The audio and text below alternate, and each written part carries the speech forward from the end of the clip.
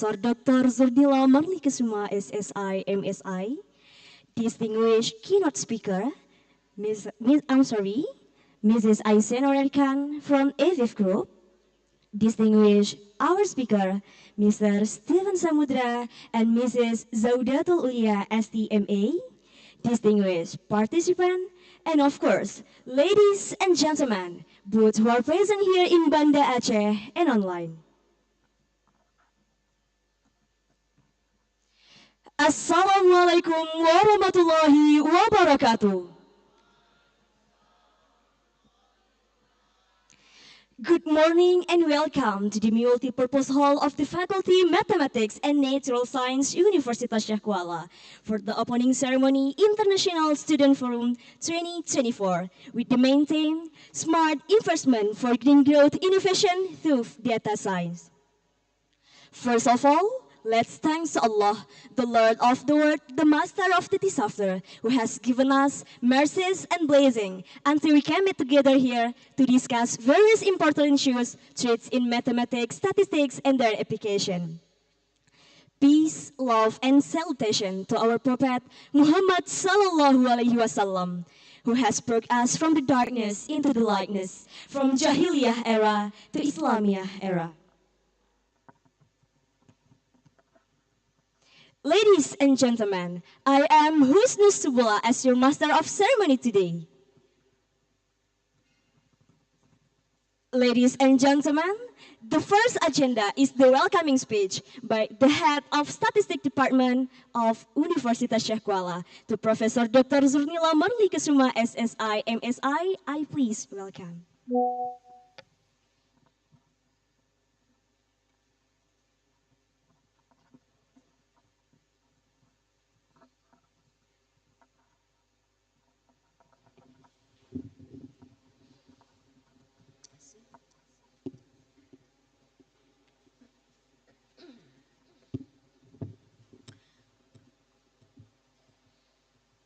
Thank you for having me. Bismillahirrahmanirrahim. Assalamualaikum warahmatullahi wabarakatuh. Good morning, everyone. For distinguished speakers from Turkey and Indonesia, thank you for joining and supporting this event. I really appreciate for this, and of course, all of the participants from Indonesia and Malaysia. It is my pleasure to welcome all of you today in the Student Forum event. This is one of an integral part of Statistic Explore 2024. Recording in progress. We are very excited to have so many enthusiastic participants joining us today. Ladies and gentlemen, this year's theme is about smart investment for green growth innovation through data science. As we face pressing environmental challenges, the role of data science in driving sustainable solutions has never been more critical. This forum is a platform for exploring innovative ideas and strategies that leverage data for green growth. And ladies and gentlemen, throughout these sessions, you will have the opportunity to engage with fellow students and faculty, explore various topics, and gain insights that will enrich your understanding of how data science can contribute to sustainable development. Last but not least, thank you for being here, and let's make this a memorable and inspiring experience together. Thank you. Assalamualaikum warahmatullahi wabarakatuh.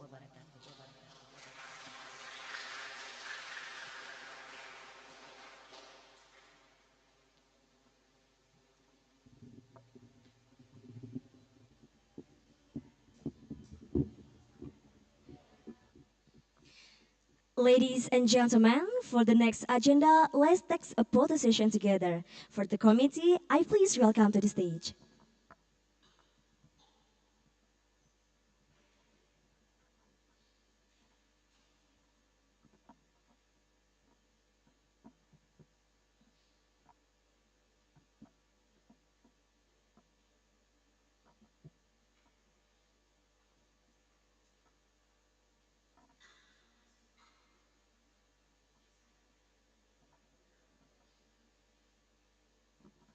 The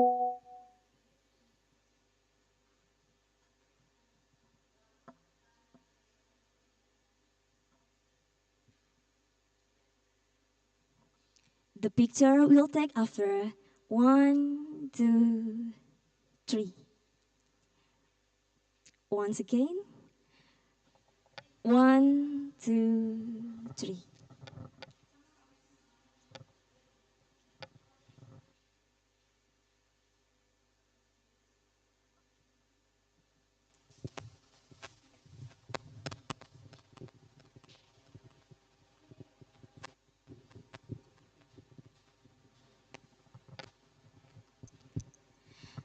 For the next agenda, we'll be guided by Tasha Husna and Muhammad Alif as moderators. To our moderators, time is yours.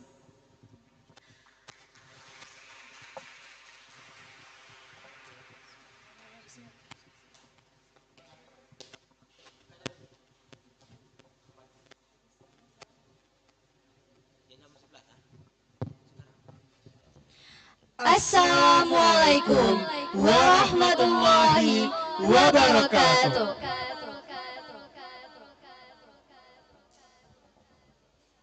Good morning, everyone. Welcome to the International Student Forum with theme Smart Investment for Green Growth Innovation through Data Science. For our main agenda, it will be guided by myself, Tasha Ulusna, and my partner, Muhammad Alif, as your moderators today. Well, ladies and gentlemen, we all are gathered here to participate in this International Student Forum with today's theme highlighting the intersection of sustainable development and data science, showcasing how smart investment can drive green growth to innovative solutions. As we know, industries nowadays aim to achieve green goals and are constantly changing for a better environment. This time, around the environment has been an issue around the world, making it a central focus as we face global environmental challenges. Leveraging data science for green innovations becomes crucial. This forum aims to explore these possibilities and inspire actionable insights. So, in this special moment, we will start the Student Forum project on smart investment for green growth innovations through data science.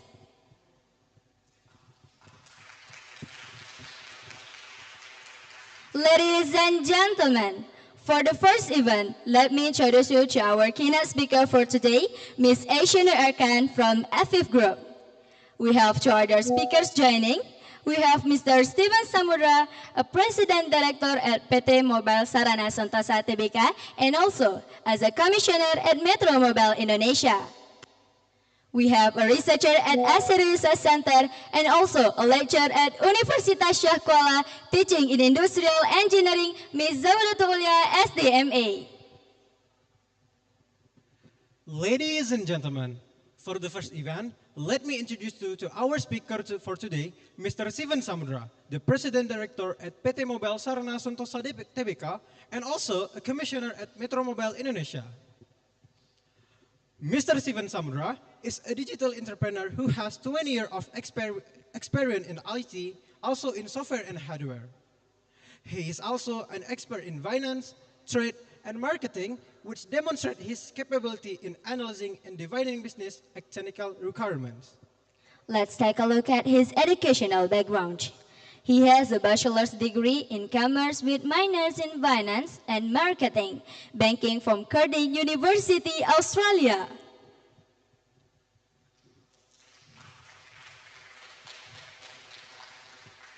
Okay, Mr. Steven Samudra, for the presentation, we will give you 15 minutes to present. From now on, time is yours.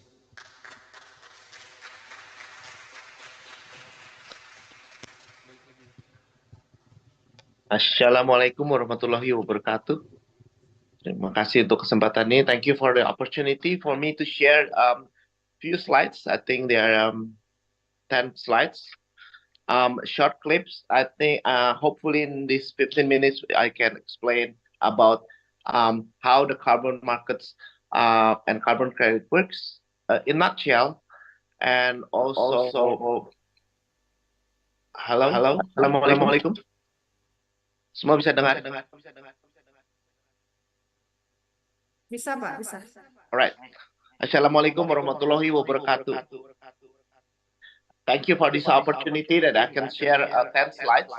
And hopefully at the end of the presentation, I can provoke any one of you to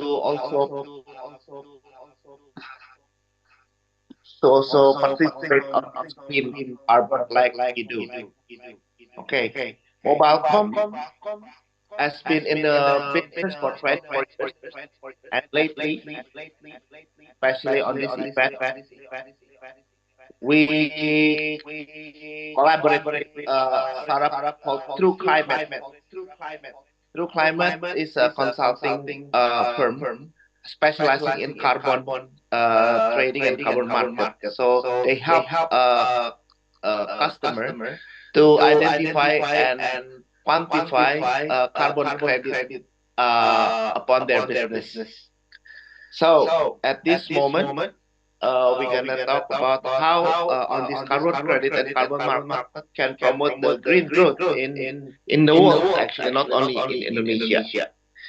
As we know, God gave us the world to live. So this world is our home. Unfortunately, this is the only world that He gave.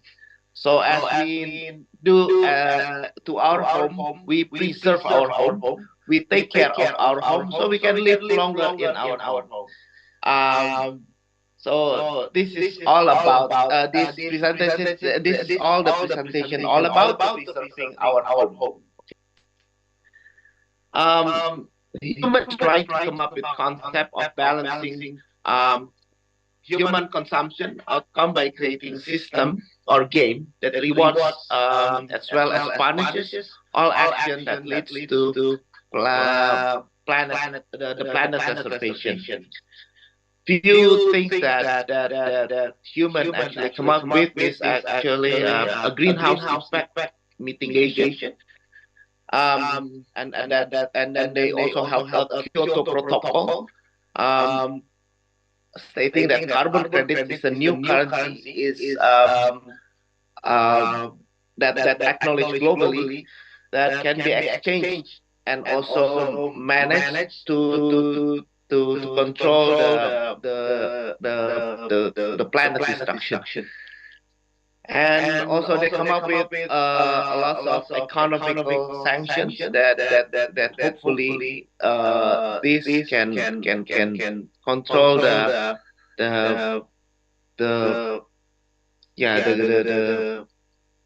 environmental issues.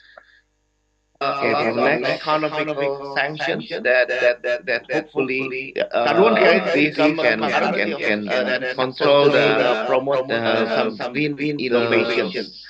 For example, like the environmental issue in Europe, like solar panels, and next economic geothermal that hopefully carbon credit can control promote some green innovations. For example, like the environmental issue in Europe, like solar panels, and next geothermal that hopefully carbon credit can control promote initiatives to, for example, like prolong the environmental issue in Europe, like solar panels, and next geothermal that hopefully carbon credit can control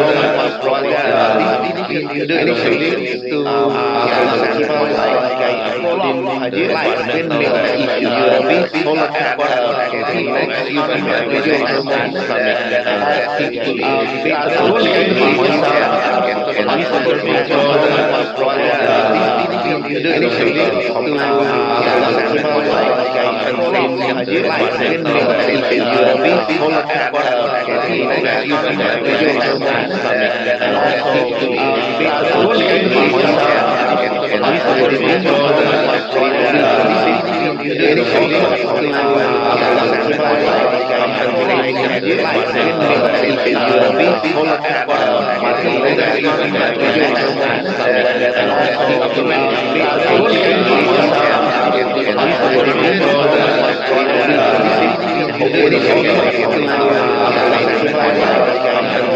and also it will be full at multiple languages and also we are able to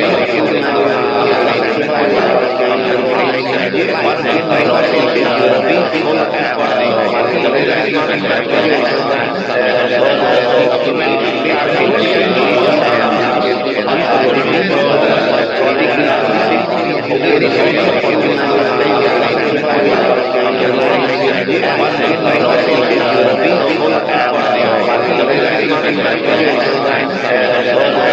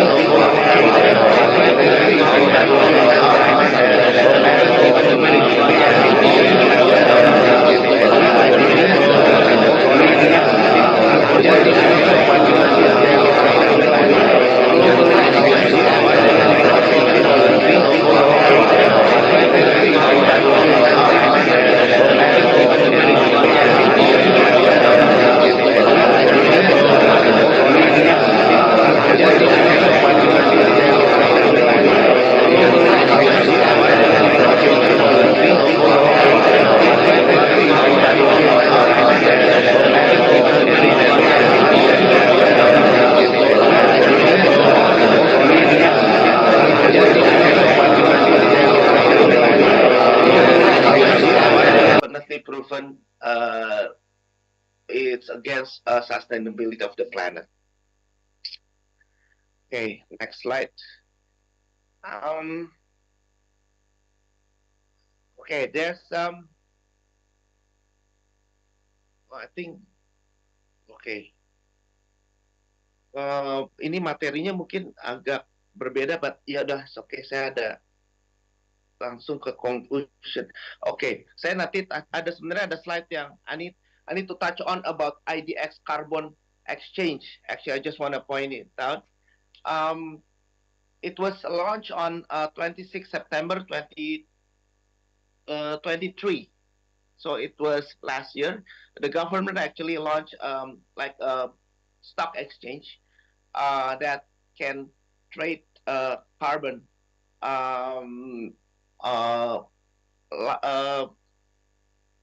live. It's actually it's under Bursa Effect, and then it's actually a statement from a government that they also take a big participation on these green initiatives. So later on we okay, it's once the company can produce carbon credit, actually on the slide before, but the currency can be listed on the exchange and then can be traded over there. Later, probably we can work it out and talk about this on the Q&A session later on. All right. So in the conclusion, so carbon credit is a tool for a human to preserve this earth, and actually, according to all these religious values that we have, some points as will need a new funding for green initiatives. That's why carbon credit was created. And also why carbon credit? Because this global initiative has to follow a global standard. So we cannot afford each country to have their own standard. It will not work because this is a global issue. So global credit has to be a global standard, and this initiative will fund, will will actually allocate a lot of money for activities that can help this planet to survive. Because the reality, those who exploit this planet get most of money, while the one who try to preserve uh, didn't get that much of money. So these activities can balance the good and bad things happen in this on this planet, and also the values of cooperation and uh, Sharia principles. And I think this is uh, the the the effort of all humankind to get together, to stop this capitalist activities that's been going on too long on this planet, exploiting this planet, uh, for now to for a better world that we live in. Thank you very much. Wassalamualaikum warahmatullahi wabarakatuh.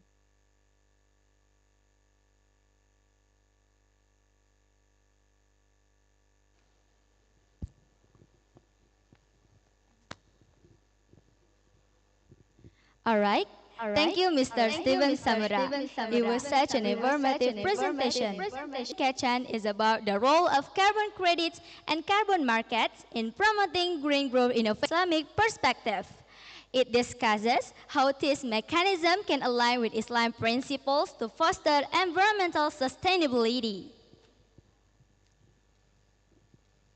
For the second speaker, we have Ms. Aishara Arkan, is a product data analyst at Aviv Group.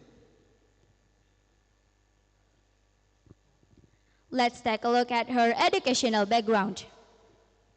She has a master in global supply chain and operation management from the Berlin School of Economics and Law. She is an expert at gathering meaningful insights to enhance product development with an end-to-end experimentation process, focusing on result analysis, utilizing Looker Studio and Tableau to craft dashboard analysis. She also owns Gale Student tracking infrastructure which helps support data team via creating a new data source for marketing data, BigQuery, and sales data, HubSpot in SQL. All right, without waiting any longer, let's invite Ms. Aishara Arkan to the stage. Hello everyone, my name is Ayşenur and I am here today to talk about relationship between data analytics, sustainability and real estate. Before start to present, maybe I can talk about a little bit myself. First of all, we met each other with Ulia in our master studies in Berlin, and that time there was pandemic, and so we had to study our master online, but still it was good and fun sometimes. And first of all, I was born and raised in Istanbul. Istanbul is really one of the biggest city in Europe and the biggest city in Turkey. And currently I am living in Berlin since 4 years so far with my husband. I really like this city.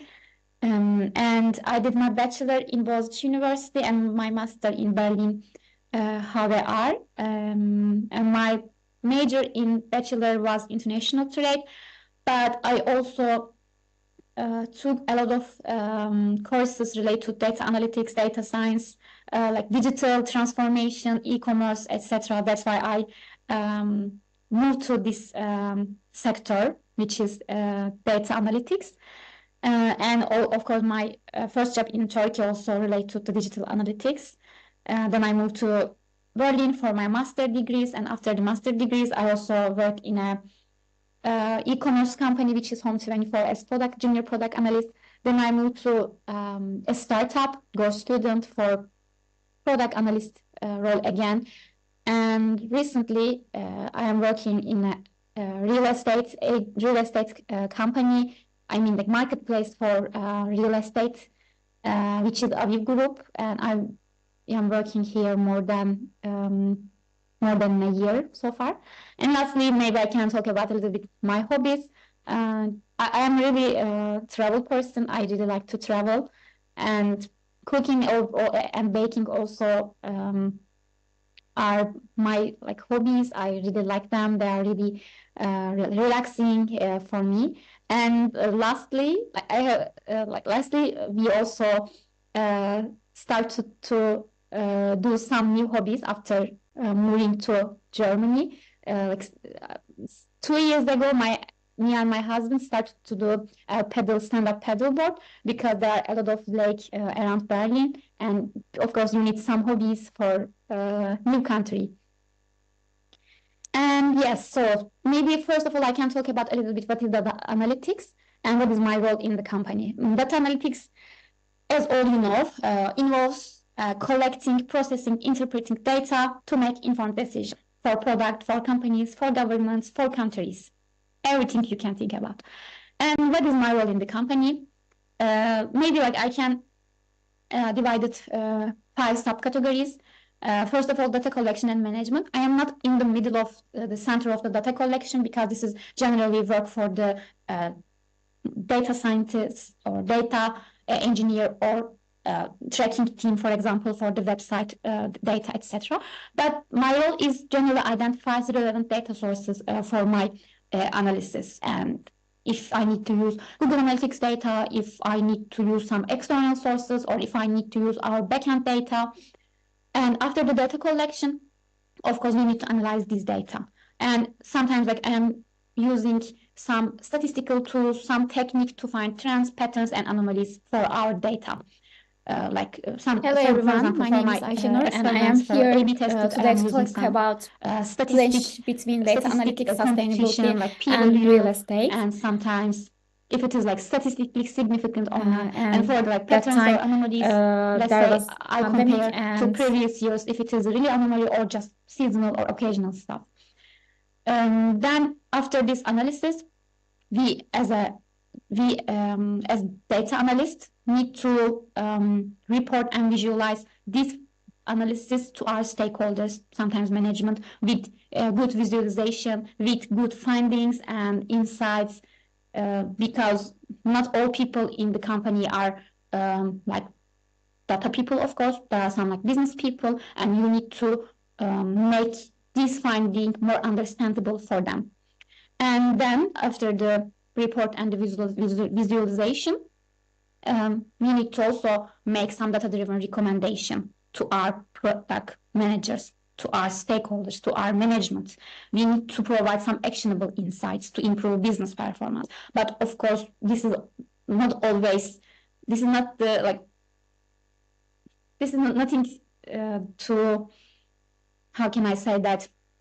Sometimes this is not possible, to always provide actionable insight, because sometimes you just did the analysis and you cannot find anything interesting or anything shareable, because sometimes it's just related to really seasonal stuff, like if it is summer or holiday period in the country, or just interest rate it increases, so that's why this affects your real estate business. And of course, after this, not after this, but with doing all these steps, you need to collaborate your stakeholders, because you need to understand their needs, and you need to understand sometimes data. That's why sometimes you need to contact with data scientists, engineer, and tracking team, etc. And let me go to another slide.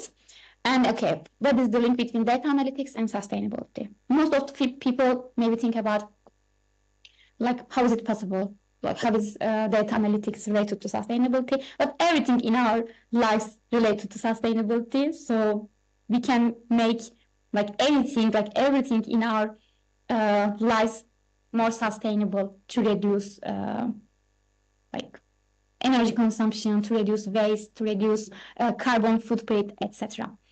And so maybe I can say that what is the link between first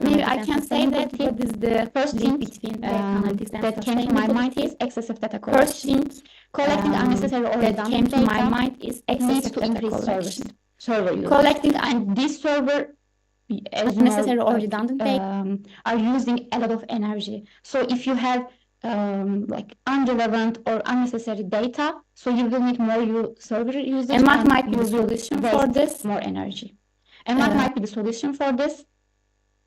Solution is collecting relevant data. I mean smart data.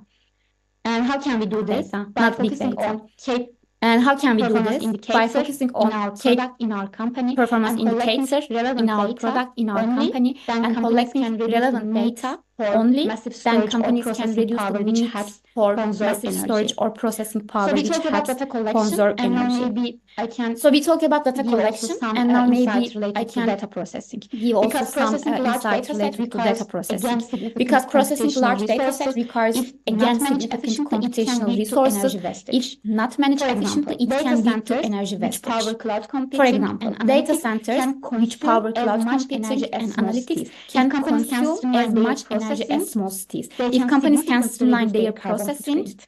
they can significantly And reduce their okay, carbon so we talked footprint. about sustainability. And and so we talked data about analytics. sustainability Here, I and can data give some analytics. examples. Here, So how I can we can use give some sustainability examples. in data So how analytics can we in use real estate sustainability in data sector? So as analytics I in told you real before, estate sector? smart data collection. So as I told you Collecting before, smart smart data data collection. helps make Collecting sustainable smart decision in relevant real data estate. For helps make example, sustainable tracking data on decision energy in real consumption estate. per For tenant example, or seasonal tracking data energy on patterns energy can consumption guide per building tenant owners or on seasonal where to energy improve patterns can efficiency. guide building owners on Real where estate to companies improve or like efficiency. marketplaces Real for estate companies or like marketplaces properties for real can estate provide this type of energy properties to the can building provide owners, this type so of they can energy to the improve building efficiency, owners, they so can they can build more sustainable improve efficiency, properties. they And can also build a more marketplace sustainable properties. like us could And use also smart a analytics marketplace such as sustainable like us upgrade could use properties. smart For analytics example, such as installing sustainable solar panels upgrade or energy properties. efficient For example, windows. installing solar Based panels on or energy efficient historical energy windows. data, Based this was on energy consumption, historical this energy reduces data, energy this was consumption energy and consumption, supports this what environmentally reduces conscious energy property consumption management. and supports environmentally Of course, like I can conscious give more property management. example or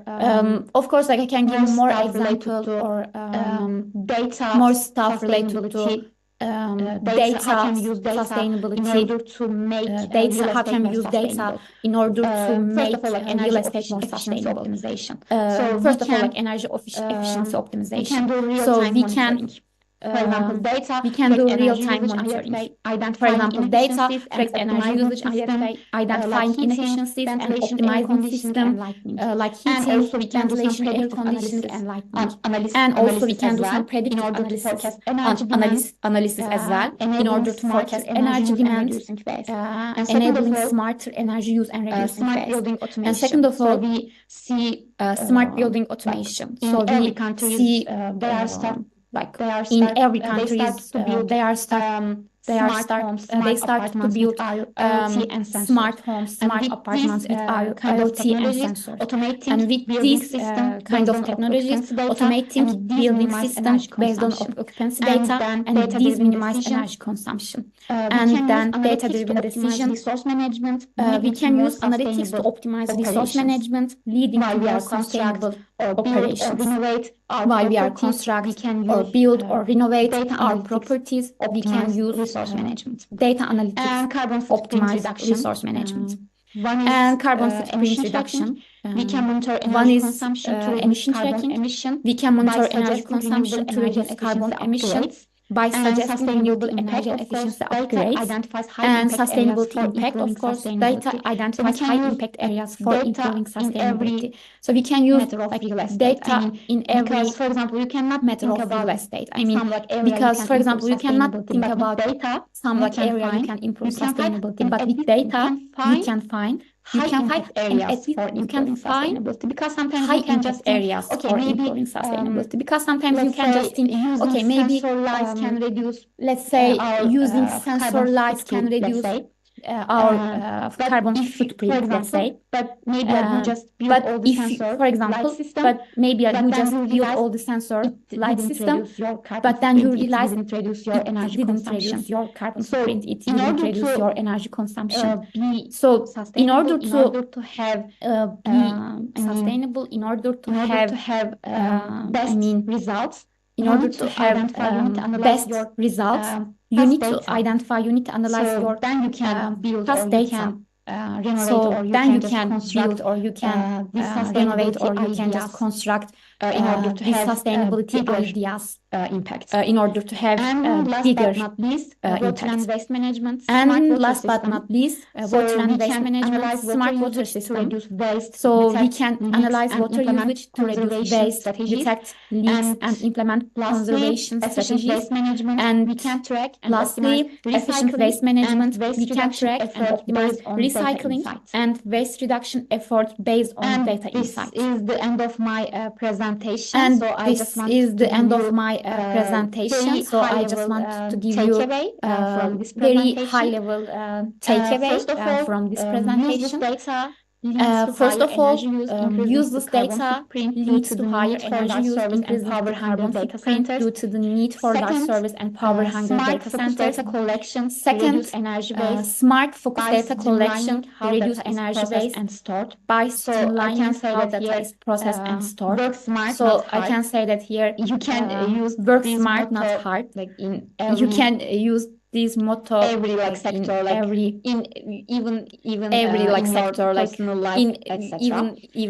in your in real personal estate, life, etc. But not least And again, in data real analytics estate, can directly, but not least again, data analytics can directly contribute to sustainability. I can say like directly contribute to sustainability by optimizing building operations and helping thank you for eco-friendly improvements. So this is the end of my thank you for listening to me. presentation. So this is the end if of you my have any question, any feedback presentation. So if you have any question, any feedback for regarding presentation or data analytics job, it might be also related to data analytics job, living in Berlin, working in Berlin, you can reach me out. So I will give my email address to Ulya. She can share with you. I really, and I would be happy to answer your questions I would be as well. happy to answer your questions to contact me. Thank you.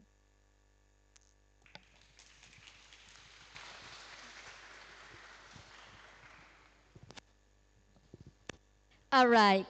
Thank you, Ms. Aishunur Arkan. It was such an informative presentation. And to help you understand, if you didn't catch us, it's about the connection between data analytics, sustainability, and real estate.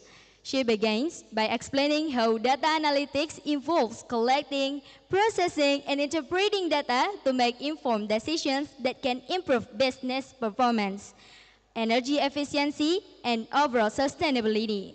One of the key points she emphasizes is the importance of collecting smart data rather than excessive or redundant data.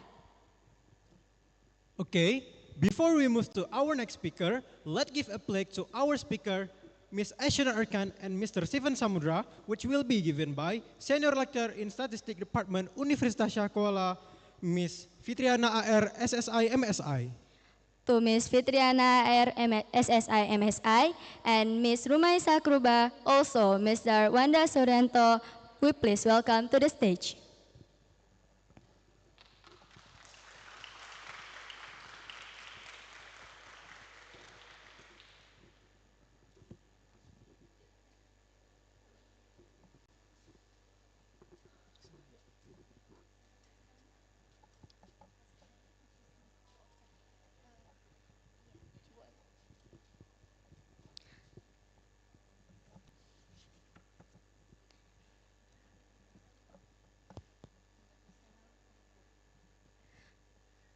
Okay, now let's take a photo session together. The capture on 3, 2, 1. 3, 2, 1. Okay, next to Mr. Steven Samudra.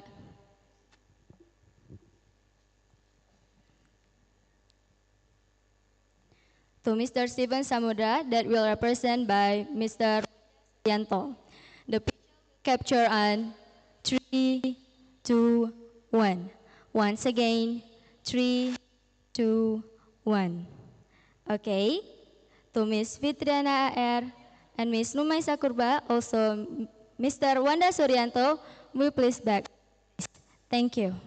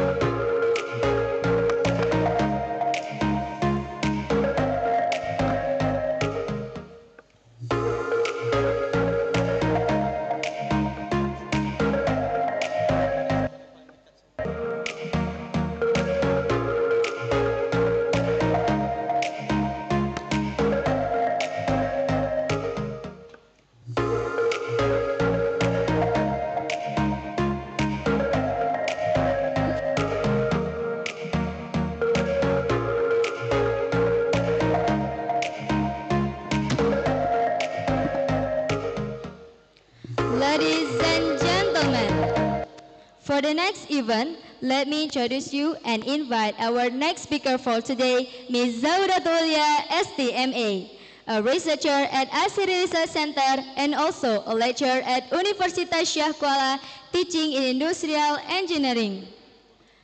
To Ms. Zauratulia, we please welcome to the stage.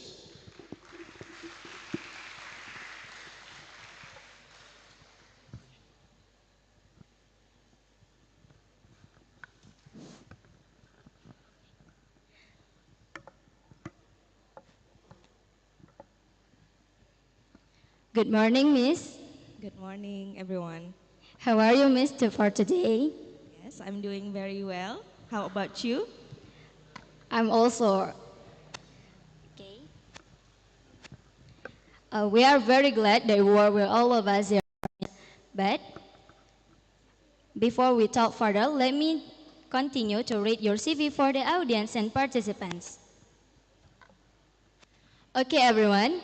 Ms. Zauratulia, STMA, has experience in community empowerment with Beswan Jarum. Not only that, she was also a product planner from PT Indah Kiat Pulp and Paper Tbk, and an inventory planner experience from Avery Dennison, and now a researcher at ASIRI Research Center and also a lecturer at Universitas Syah Kuala. Let's take a look at her educational background. She has a master's degree from the Berlin School of Economics and Law in Global Supply Chain and Operation Management. Okay, Ms. Audatul Ulia, for the presentation, we will give you 15 minutes to present, and then we will have a question-answer session for 15 minutes. From now on, time is yours. Thank you so much. Let me stand, maybe. Okay, Miss. Assalamualaikum warahmatullahi wabarakatuh.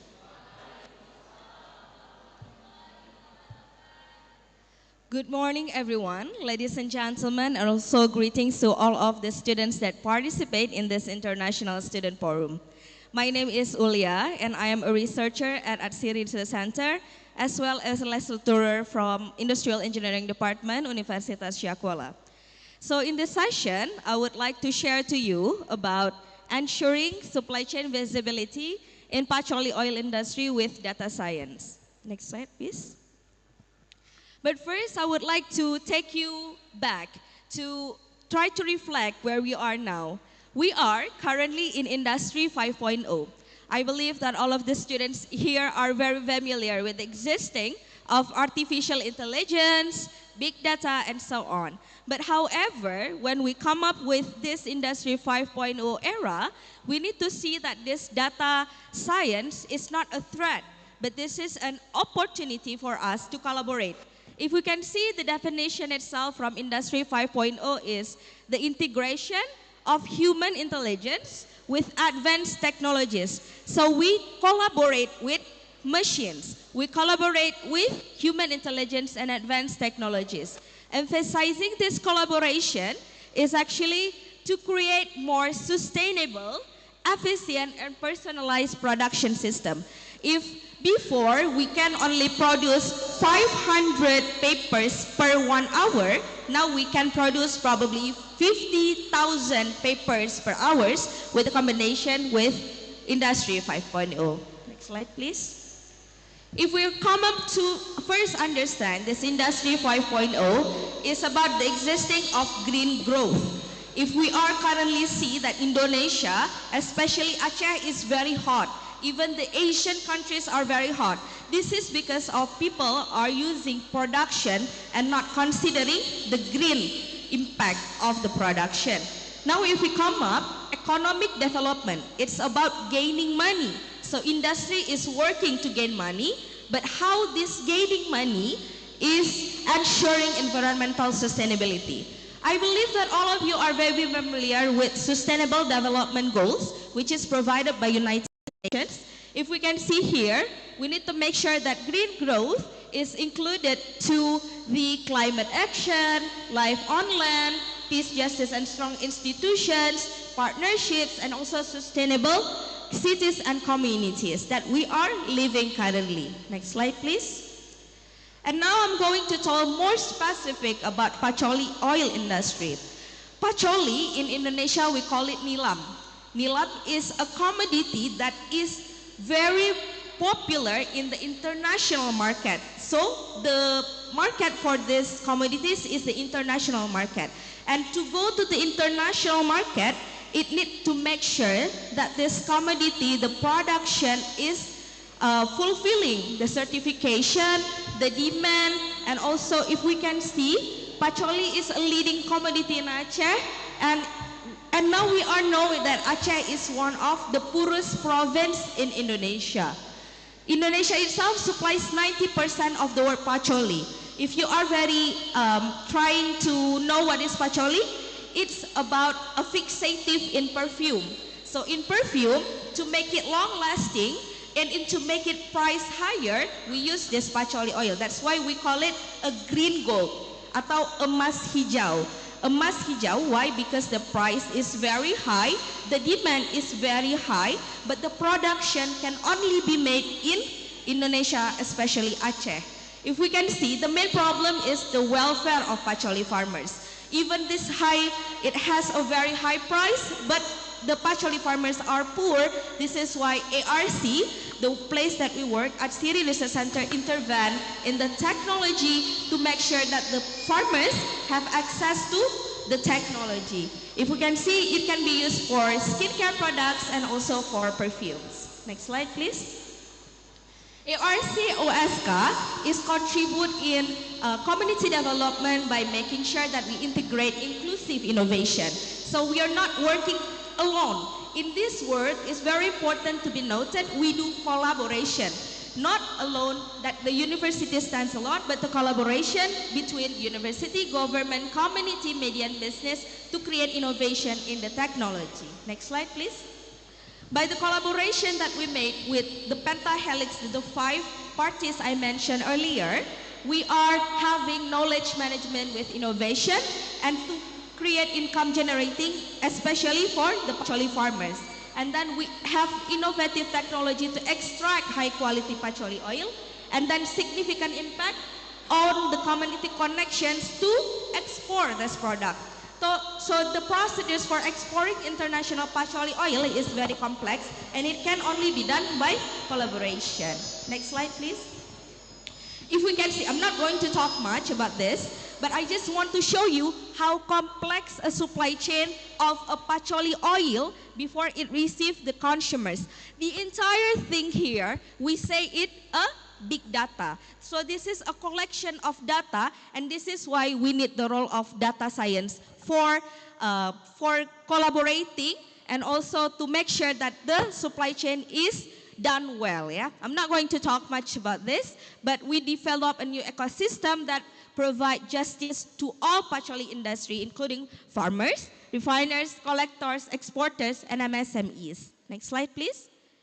And then talking about the traceability. So the international market don't want to buy our product if we are not make sure the traceability, the visibility, transparency, where the seed comes from, and how the production is that going to make a climate change, or how the impact of this production of patchouli oil. So we can see that 66% of customers are willing to spend more on a product if it comes from a transparent and sustainable demand. And this is the role of data science. I'm going to mention, next slide please.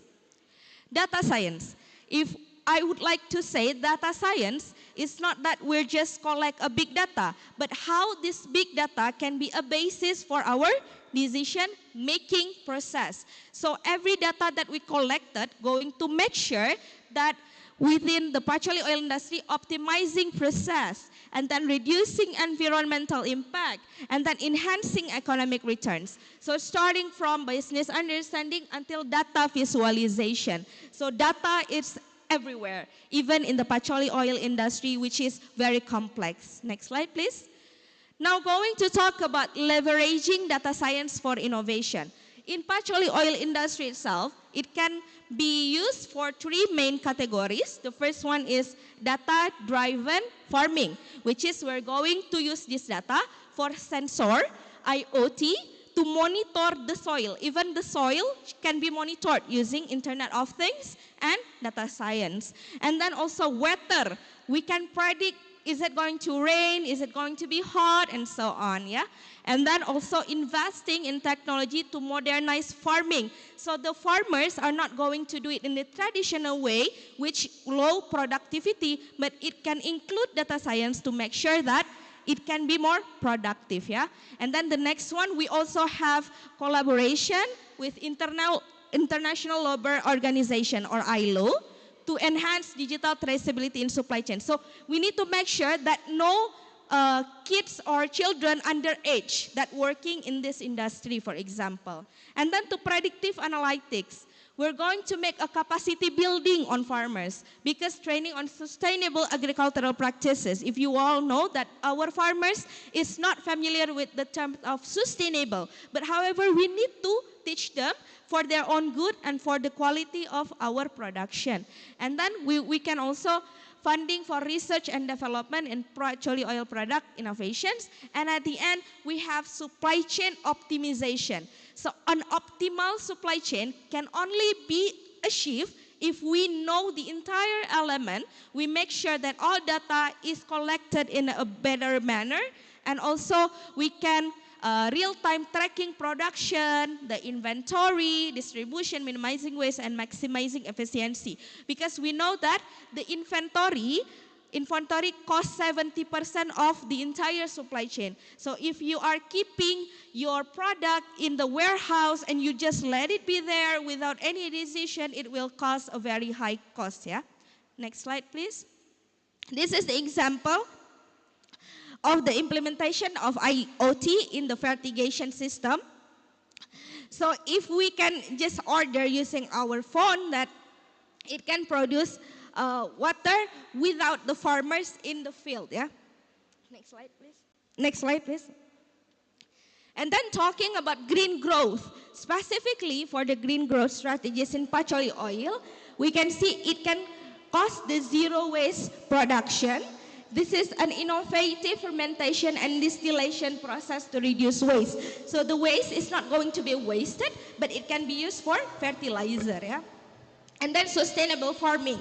We implement good agricultural practices and permaculture to restore soil and ecosystems, and circular economy. So the economy is going to be circulate. Like, you know, the existing of 3R, reuse, reduce, recycle, we can use it in the patchouli oil industry. And by the end, economic benefits of smart investment with data science to increase profitability, market expansion, and also job creation. This is the main target or the goal of industry, patchouli oil industry, using data science. Next slide, please. And how data science influence green growth innovation. When we combine the data science and green growth, we can see that it plays a pivotal role to not only optimizing process but also reducing environmental and enhancing economic returns. The first one is precision agriculture for pacholi farming. So the farmers, if you guys know that farmers abroad, like in Germany, in Australia, they are using this data science to increase the productivity. However, the challenge that we face in Aceh, that they need more capacity building to use this technology. And we can use the real-time crop monitor, predictive analytics using historical data that analyze using this data science. And sustainable supply chain management, the optimization of logistics, blockchain, and enhancing product innovation and market insight, and also sustainability, certification, and compliance to fulfill the international market demand. Next slide, please. Now, specifically to become a solution for supply chain optimization, we are very familiar with the blockchain technology. So blockchain technology is part of data science to support traceability and transparency, which is going to collect data, which is having the satellite imagery can collect data on the yield prediction and so on. And then it can analyze advanced analytics to optimize the supply chain, predicting demand, managing resources, and identifying bottlenecks. And then the last one, we can create product content management solutions to have a master of log data. Next slide, please. Okay, the summary that can be taken from my presentation, I know that there are so many information inside, but we believe that the use of data science is specifically in this case for supply chain visibility is using blockchain with data science can revolutionize. So no longer traditional method, because we are in industry 5.0 and we need to adapt to these terms to ensure transparency, improving efficiency, and fostering green growth. The next one is data science is a key enabler in the pacholi oil by optimizing resources, improving sustainability, environmental impact, and also eco-friendly future. And by the end, we want that this Industry 5.0 era signifies a new era of innovation, and we believe that all of the students here are having a task to transfer our knowledge to communities, to our farmers, to our society. So don't just learn for your own self, like to gain money and so on. This is so much more than that. So you can collaborate with ARC for the sustainability and community development using data science. So probably that's all from my presentation. I'm very happy to have discussion with you. Thank you so much. Okay, Ms. Zaudatul Ulia. For the present, okay, Ms. Zaudatul Ulia, it's very great. All right, thank you, Miss. It was such an informative presentation. And to help you understand, guys, if you didn't catch on, it's focusing on sustainable economic development, particularly within Indonesia's pacholi oil industry, and leveraging data science to create a more resilient and eco-friendly pacholi oil industry, setting a precedent for Industry 5.0. Okay. Since I think from what I've said, if there are any questions that you would like to ask our lovely speaker, Ms. Zaudatul Ulia, you may just raise your hand and the mic will come to you. And if there are any questions via Zoom, you may also raise your hand and wait for you to be noticed. Any question, anyone? Okay, for Ms. Zaudatul Ulia, we welcome to answer after the question is asked. And I would like to have a question from the participants and audience.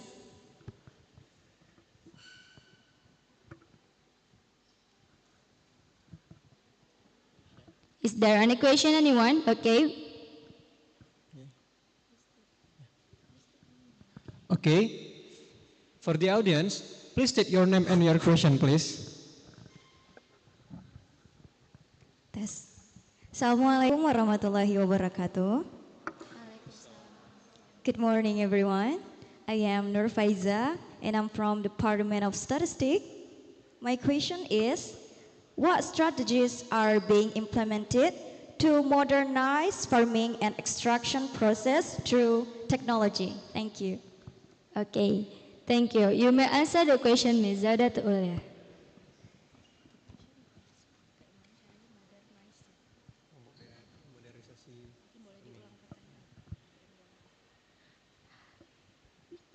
Okay, please repeat your question, Nur Faiza.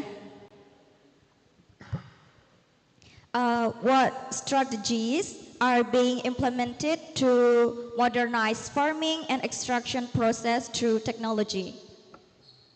Okay, thank you so much for the question. If you come up with a strategies to modernize the technology, maybe first we need to know that it's actually a research-based innovation. So it cannot be done alone by one parties, but to have this research-based innovation, we need to collaborate. Like first, we need to search for the funding, and then we need to know what is the urgency and the existing, and what is the challenges that currently faced by the farmers, right? Even like we are trying to modernize the technology, so expand, the farmers cannot operate it by themselves. So the strategy is to collaborate with also with the government, community, and media to make sure that the technology is acceptable by the farmers. So probably the main strategy is research-based innovation because we are a research center, so we do this innovations based on research. That's maybe I can answer. Thank you, Miss. That's a good information from me. Giving applause, everyone. Okay, to Ms. Zaudatul, we will go to the next session. In this session, Ms. Zaudatul we will have the agenda of giving the plaque. You may stand up in front.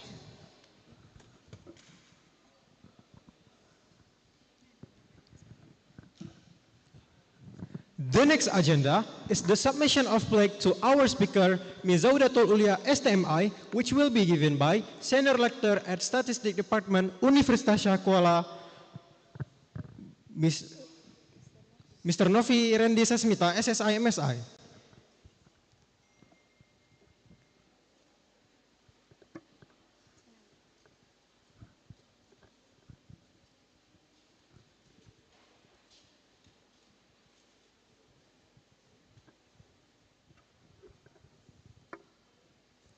Okay, now let's take a photo session together.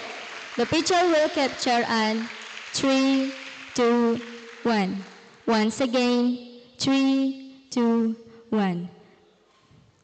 Okay, to Mr. Noviran Disasmita and Ms. Zaudatul, you can back to the place. Thank you.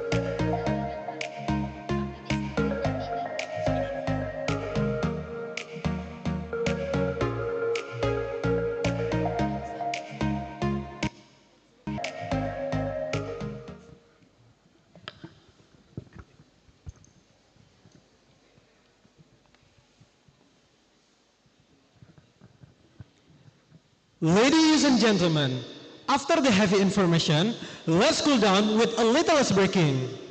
Now, we will play a Kahoot game that made by the organizer. But before we start, let me read the rules of the game. Type the link on the host screen in the address bar. Then the browser will display a column where the game pin will be placed.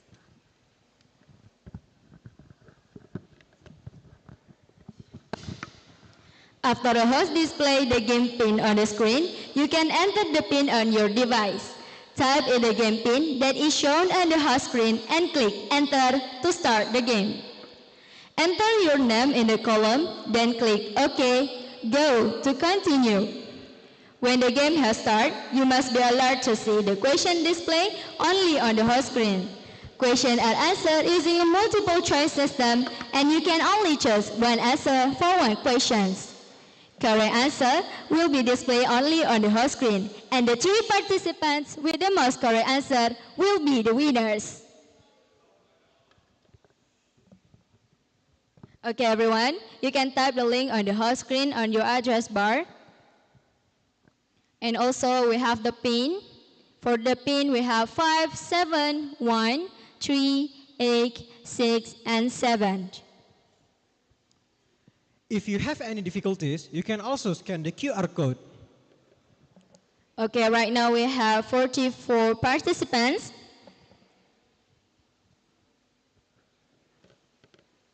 Okay, Ali, you done yet?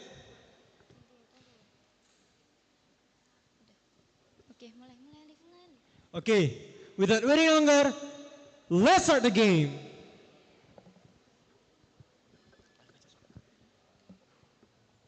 Who is our keynote speaker for today?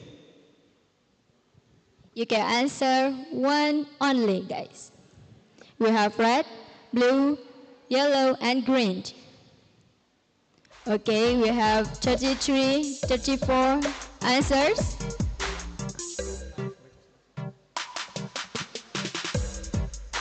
Ten seconds again.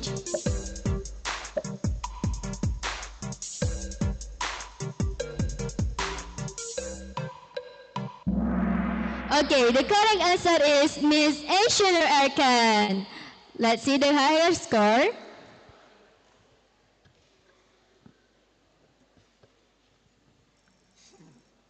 Okay, for the first we have Assalamualaikum. Masya Allah. Okay, next.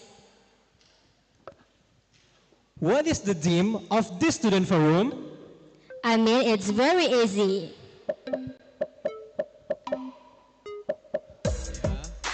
We get it's so quickly. Okay, it's cool. We have 38 answers.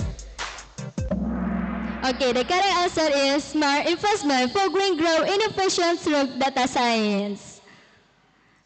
Let's see who the first again. Assalamualaikum.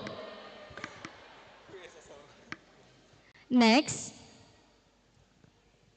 Who is the speaker who graduated from Curtin University, Australia?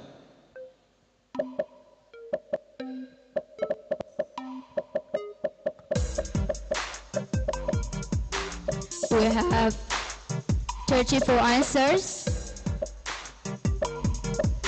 It's very easy, everyone.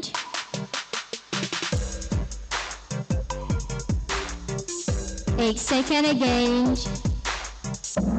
Okay, the correct answer is Mr. Steven Samudra. Next. Okay, we have Assalamualaikum also. With the second position is Vidya and the third is Mind. Okay, next. What is the acronym of ASERI Research Center? If you have her for the presentation, you will know the answer, everyone.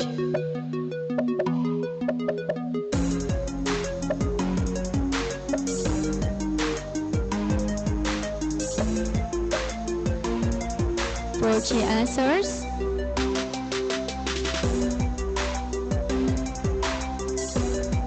Three, two, 1. The correct answer is IRC. For the first position is still Assalamualaikum. Okay, next. What does Ms. Zaudatul Ulia currently working as at the ASI Research Center? Is that finance, a researcher, a lecturer, or business partner?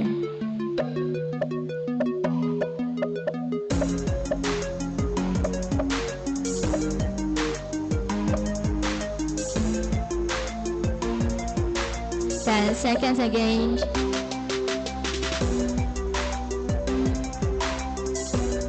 Three, two, one. The correct answer is researcher. Who is leading the game? It's still Assalamualaikum. Who is Assalamualaikum? Okay, next. In the flyer, what are the subjects of the student forum? We have 4 subthemes here.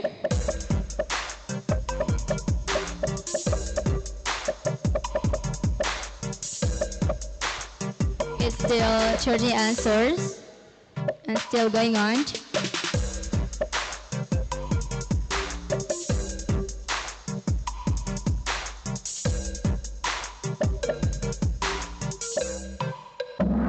Correct answer is carbon tax, energy, transportation, and food security. The first still, Assalamualaikum for the first scoreboard. Next. What is our MC's name? It's the easiest question. It's very cool. Is that Muhammad Alif, Tasha Husna, or Husnul Subha, or none of them?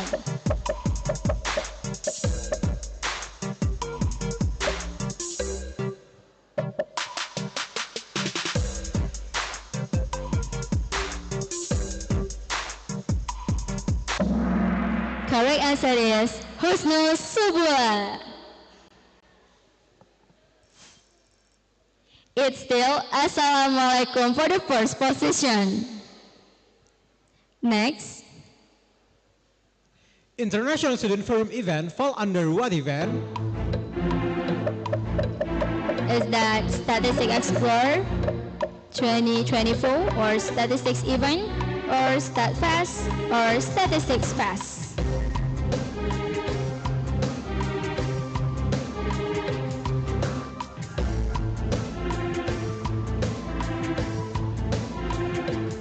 I mean, all the audience must be the correct answer for this question.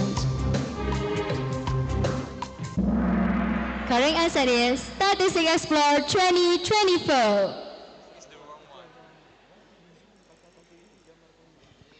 It's still Assalamualaikum. Next. Who is the speaker? Who is the president director at PT Mobile Sarana Suntasa Tbk?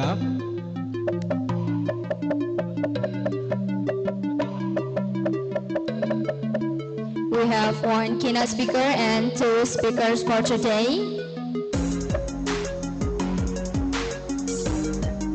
Who is the President Director at PT Mobile Sarana Sentosa Tbk?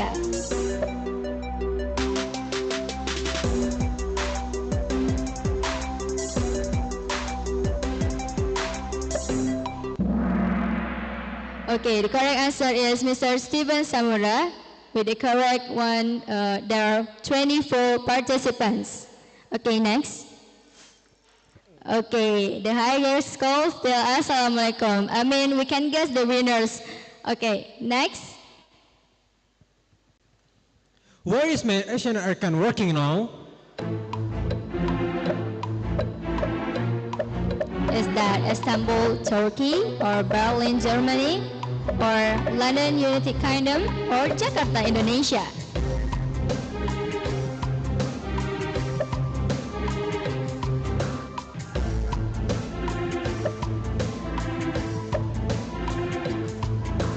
We have 37 answers, and it's still going on.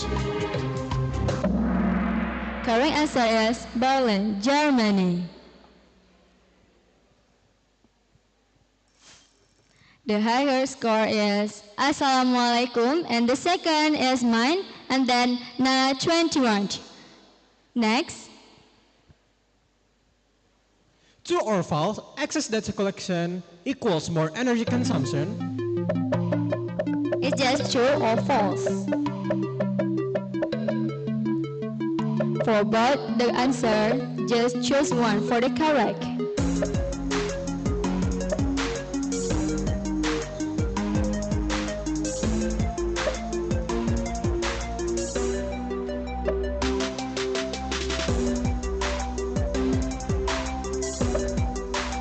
Second left. Correct answer is true. So we still have Assalamualaikum. Next. True or false, Petroleum oil is one of the leading communities in Aceh?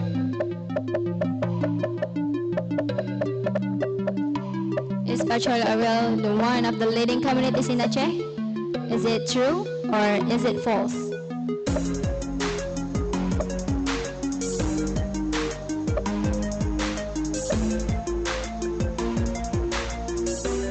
We have 38 answers.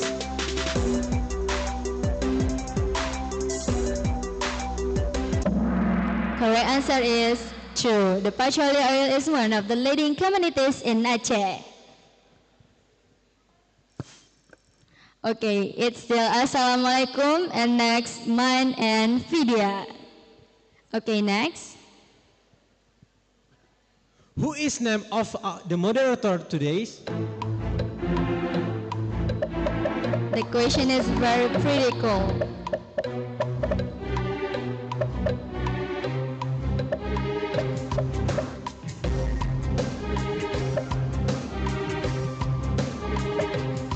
The correct is that red or blue or yellow or green.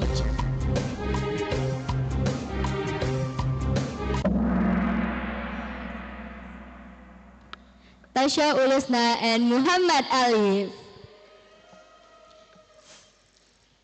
Okay, we still have Assalamualaikum for the higher score in this session. Next.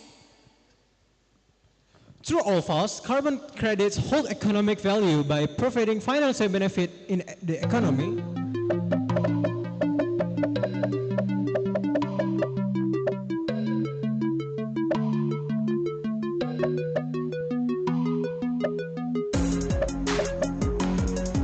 Is that true or false?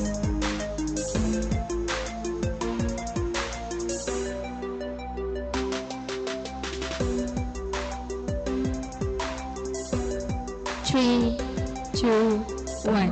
The correct answer is true. Okay. Oh, mine is the higher score right now. Okay. Next, last but not least, questions. True or false, this student forum event is only held offline?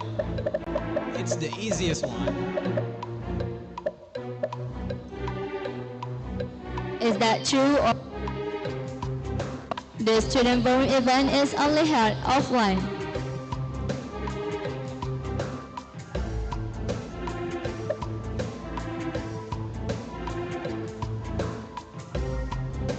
False. Okay. Okay. We have mine as the third winner. For the second winner, we have Vidya. And the first winner, we have Assalamualaikum. Let's give applause for all the winners.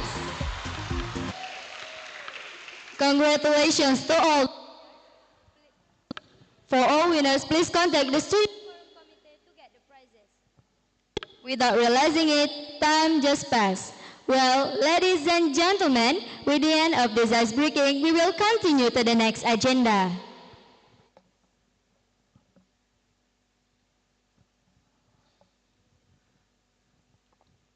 Ladies and gentlemen, for this agenda, we will have a student forum project that will present their work to all of us here. There are 4 groups, which each group having a different sub-themes and working together with their mentors to achieve and present their project. The sub-themes are food security, carbon tax, energy, and transportation.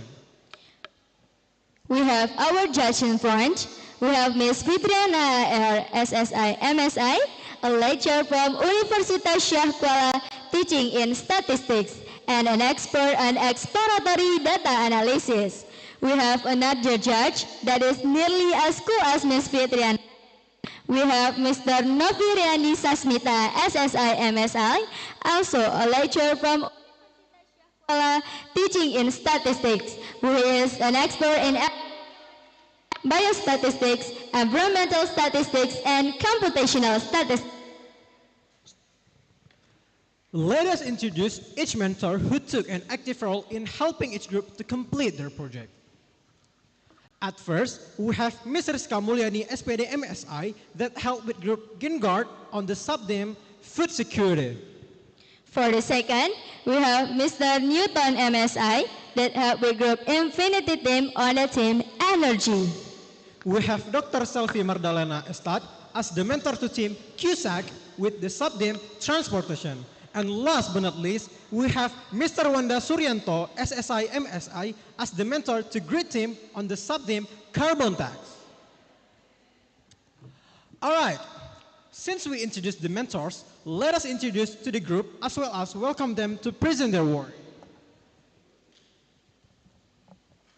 For the first, let's start with group Green Guard with sub-theme food security that consists of Derina, Suci Rahmawati, and Vidya Hindayani. Okay, to Green Guard, I please to welcome to the stage.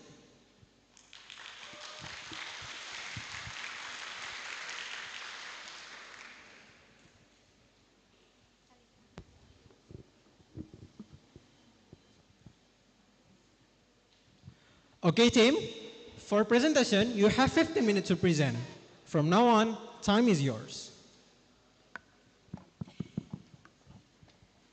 Bismillahirrahmanirrahim. Assalamualaikum warahmatullahi wabarakatuh. Thanks for the opportunities. Our team for the Physics Department, Faculty Mathematics and Natural Science, University Syah Kuala. I'm Derina, and next, let's say hi Vidya, and the last is Suci Rahmawati. Say hi. I want to learn together about our topics that's analyzing the impact of COVID-19 on food security in Indonesia, trends, data, and implication. Give me your time, only 5 minutes, for listen to me to tell this background. Next. Sorry, next. Next. That's, we should know the COVID-19 pandemic that occurred a few years ago has made the world increasingly vulnerable for sectors, including economy and even a rife impact of food security. That's, well, there's 779 million cases COVID-19 in the world, include all victims, guys. So, we were to implement lockdown policies. As a result, production process come to a halt, supply chains for a good and service were disrupted, leading to a surge in commodity prices.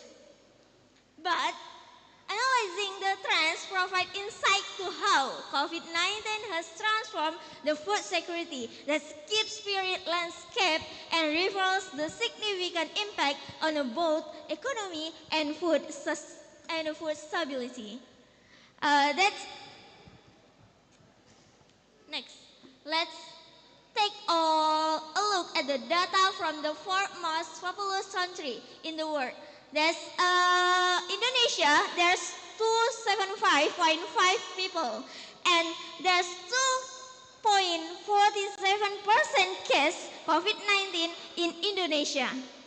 Maybe low percent, but this not small amount for 6,829 million case population in Indonesia impact of COVID-19.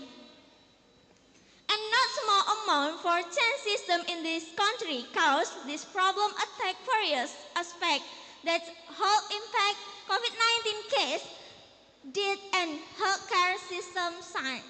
And then social impact, education disruption, lockdown, and economic impact, economic construction, job loss, and employment.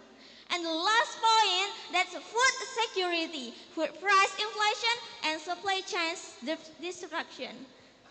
That's all the background of food security. So, next. Okay, Indonesia faced recession from the first statement by our government in 31 March 2020. The statement about lockdown was announced for some region, and with a different level, they have different regulation also. So what happened in Indonesia when when we suffered COVID-19? First, in the 2020 until 2021, we faced recession, which means Indonesia economy experienced a sharp contraction or a sharp disruption of our economy stability. So you can see by this graph, we can see that Indonesia economy growth, it's under zero. It means we have minus percentage, and it's really bad. This affects the growth of number of poor population in Indonesia. We can see that from 2019 until 2021, meat and chicken, and also eggs. But let's take a look. The biggest data or the biggest food commodities that Indonesian consumption, which is beras or rice. Next. This is the comparison of production, consumption, and prices. Maybe it's kind of stable if we look at the data, the rice prices data. But I want to highlight about this is the price at the milling stage or after they milling the rice from the rice plant into the rice that we can consume. It's not included by the transportation or distribution or distribution prices also. So this is a big economic impact that Indonesians suffer in the terms of food security. We can see that the rice consumption is decreased in the 2020 due to the high prices that it makes the people of Indonesia it's hard to buy the rice for they consume. And we know that when we talk about food security, we talk about the availability of the production or the food itself, and also we talk about the prices. Is the prices affordable or not? Next. So this is also the comparison of Indonesia expenditure when we're gonna compare about their monthly income and their monthly expenditure of consumption. The person image show change if our food consumption is expendable in Indonesia for 2018 to 2023 is well as the significant impact of the COVID-19 pandemic in the country food security.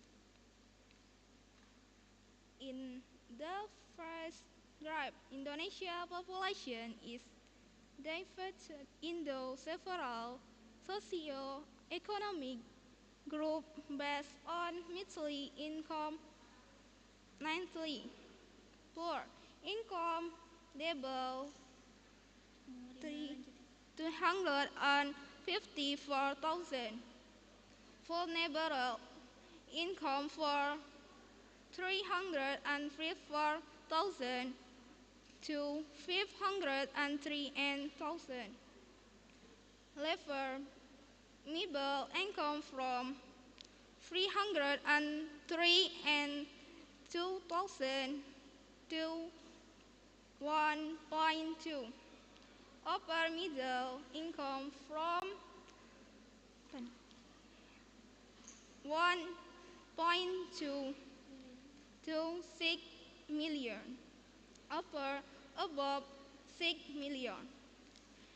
In majorities of Indonesia population for intel, lower, middle, and vulnerable categories, making up 69% and 22% respective. The indicator that most Indonesians have limited income, weak affairs, tier, purchasing power, and access to food.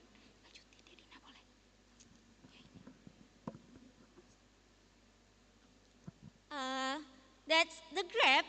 On the right shown an increase in the average monthly expenditure for consumption from 556 in 2018 and then 711 rupiah. This indicates an annual average expenditure increase of 5.05%, showing that food price inflation has impacted the purchasing power of population. Although that is an increase, and this expenditure is also influenced by the change in the economic and status of much of the population due to the recession during in the COVID-19 pandemic. Next. That's the conclusion. The COVID-19 pandemic has significantly active Indonesian economy and food security. It's called economic recession, and the led to a rise in the percent of population categories as poor during the peak of the pandemic during 2019 against 2021, which diminished people purchasing power and caused drop in food production, which was also followed by increased price.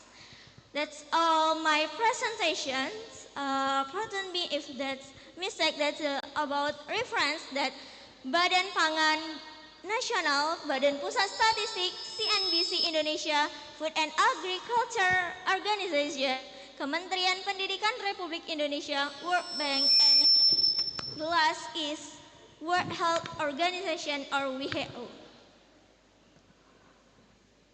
Okay, for the team, please finish your presentation quickly. Thank you.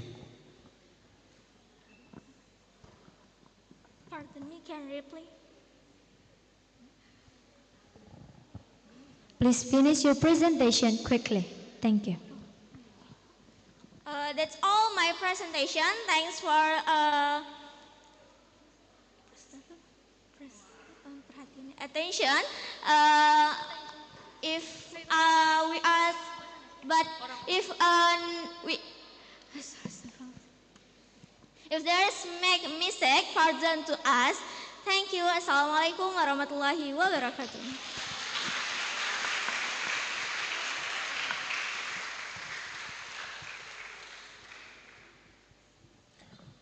Wow, what a great presentation.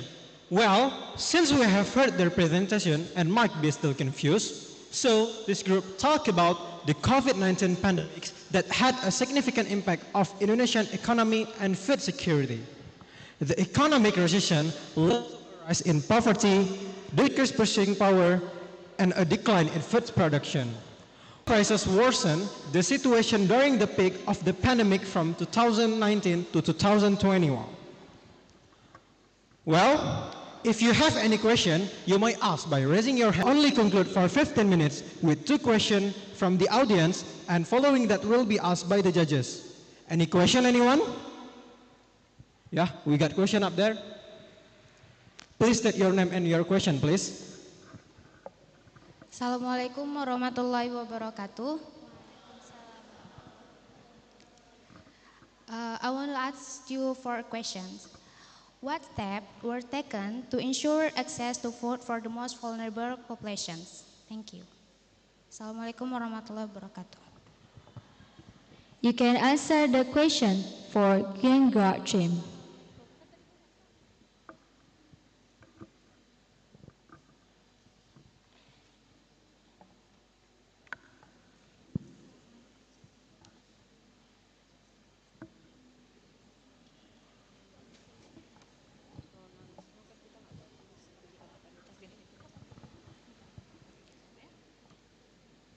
So the question is what the solution for the vulnerable categories people in Indonesia in terms of to secure their food production and consumption.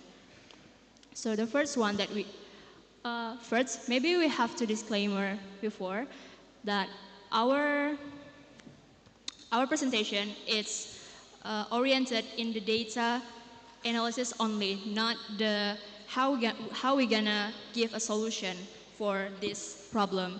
Because when we try to present this idea or this problem, we want the government to know and be more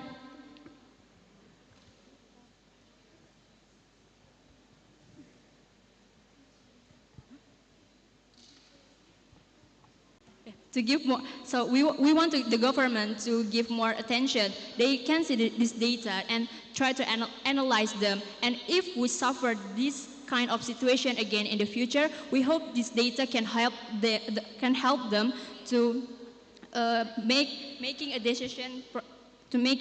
decision making process more better in the future. And also there are additional from Dirina. Thanks for your question. I think we have to be serious about learning knowledge, so we can open up agricultural land which will help increase employment opportunities.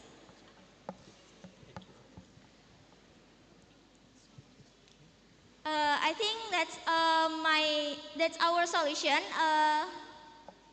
for this question. Okay, thank you for the audience. Now we will give the time to the judges to ask the question. To the judges, time is yours.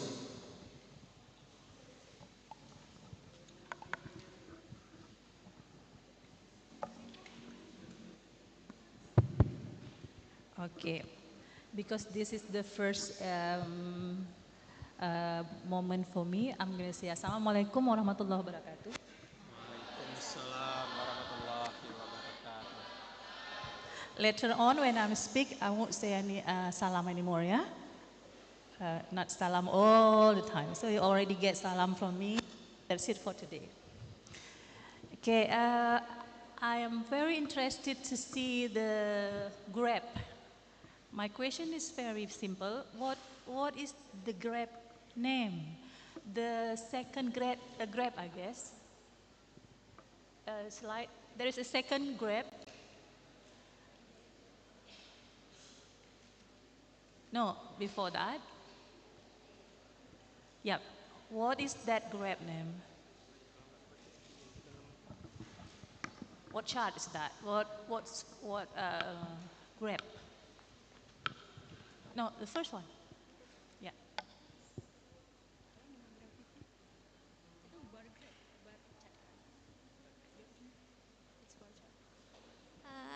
We think that graphic about bar chart. What chart? Bar chart. Bar chart? But usually bar chart is not upside down. That's upside down. I mean, is it just bar chart or there is a special bar chart? Because I want to use that for my class. Actually, we take this from Infographics BPS. And you don't know the chart? I think because actually, since we have no experience in statistics before, so we just take it and try to analyze them based on this is not your data, yeah? This is not your data. Is it your data or there's only a picture from somewhere? The first one, this is the only picture that we take from Oh, CNBC. it's not your data. So you didn't make this. No. Oh, okay. Except for this one, only this one we take from the other. I mean, we not make for this one. Yeah, I wish I know that. So because I want to use. And then there is another graph. Can I see another slide? No, again? Yeah. How do you know it's 26.1% from the graph? You explain it and we see on the graph, right? You explain something from the graph, right? Yeah. So how do you know it's 26.1% from the graph? So first, we take the data from 2020 and we divide it by the sum of 2019 and 2020, and we so you and calculate. multiply. And So you calculate it. Yeah, calculate it. So maybe Parian will talk about the research, but I'm going to talk about your performance because it's important when we see the layer, we know what to see. So we don't have to count it. Is it true or not? It's very easy for you to put the percentage on the graph. So we don't need to count, is it true, that is 26%, and which one is that, which one is that? In our head, we compare directly. So we will not lay on what you said. So you have to put the percentage if you want to explain the percentage. Because when I asked how do you know 26%, you said, we count it. You count it. You don't have to count it if you draw it, yeah? Okay. Okay, thank you. Direct to my comment. The first one, I think, is a good presentation because you already explored the data and the color is full. I think it's good. But the first comment is, I think in your slide you use some bahasa in your presentation. Exactly that you have to use the English. For example, the last slide. Pertumbuhan, no, not the last slide. Okay, before slide. Okay, before this one, pertumbuhan ekonomi Indonesia. Exactly, you have to change to English and berdasarkan years on years. And the second, exactly, it will be better if you not only explore with the descriptive statistic descriptive, but also use the statistic inferential. It will be better to show the conclusion of your study. Yeah. Okay. Last, my question is, like no COVID is already stopped. In your opinion, food price inflation right now is influenced by COVID or not? Okay, thank you.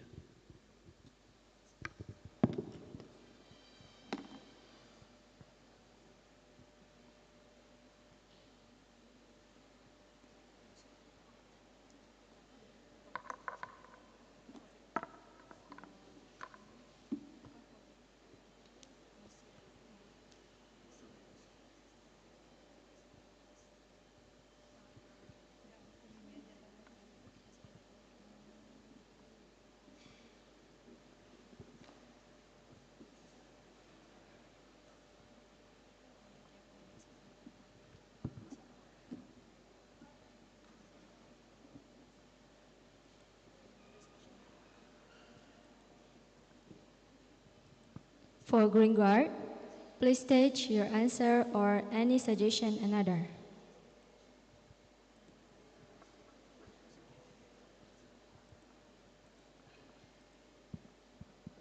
So for the first question, Sir asked about is it COVID-19 still happening in Indonesia? We could say that is it because there are still cases in the last week ago, but the pandemic regulation it's already being lifted by the government in Indonesia at the end of 2021, and since then Indonesia began to recovery, and we can see from this graph also in the quarter and in the second quarter of 2021, its Indonesian economy it's began to recovery with a growth rate of 70.7%. And for the second question will be answered by my friends.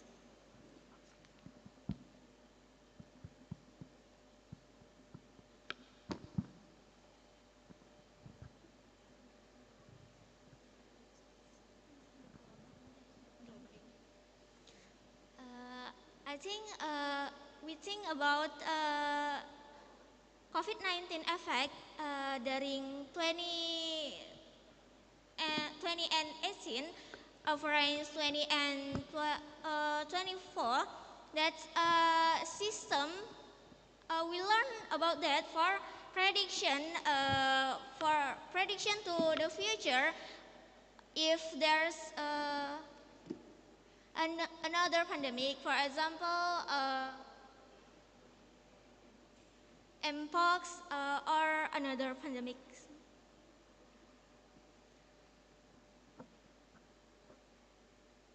So in conclusion, we talk about we hope this data help the government to help their decision-making process for if we suffer the same pandemic or the same problem in the future. It's not specific in COVID-19 only. It's if we try to go back to the history when we suffer influenza and we suffer virus babi, terus virus virus burung, flu burung, bird flu, yeah, something like that. It's because economic recession, and we try to analyze the data and use this data to help the government to thinking what decision or what the solution if we face the same pandemic again or endemic again. Thank you. That's all from us. Okay, thank you for all the judges. For Green Guard, you can back to your seat. Let's give applause for the Green Guard team.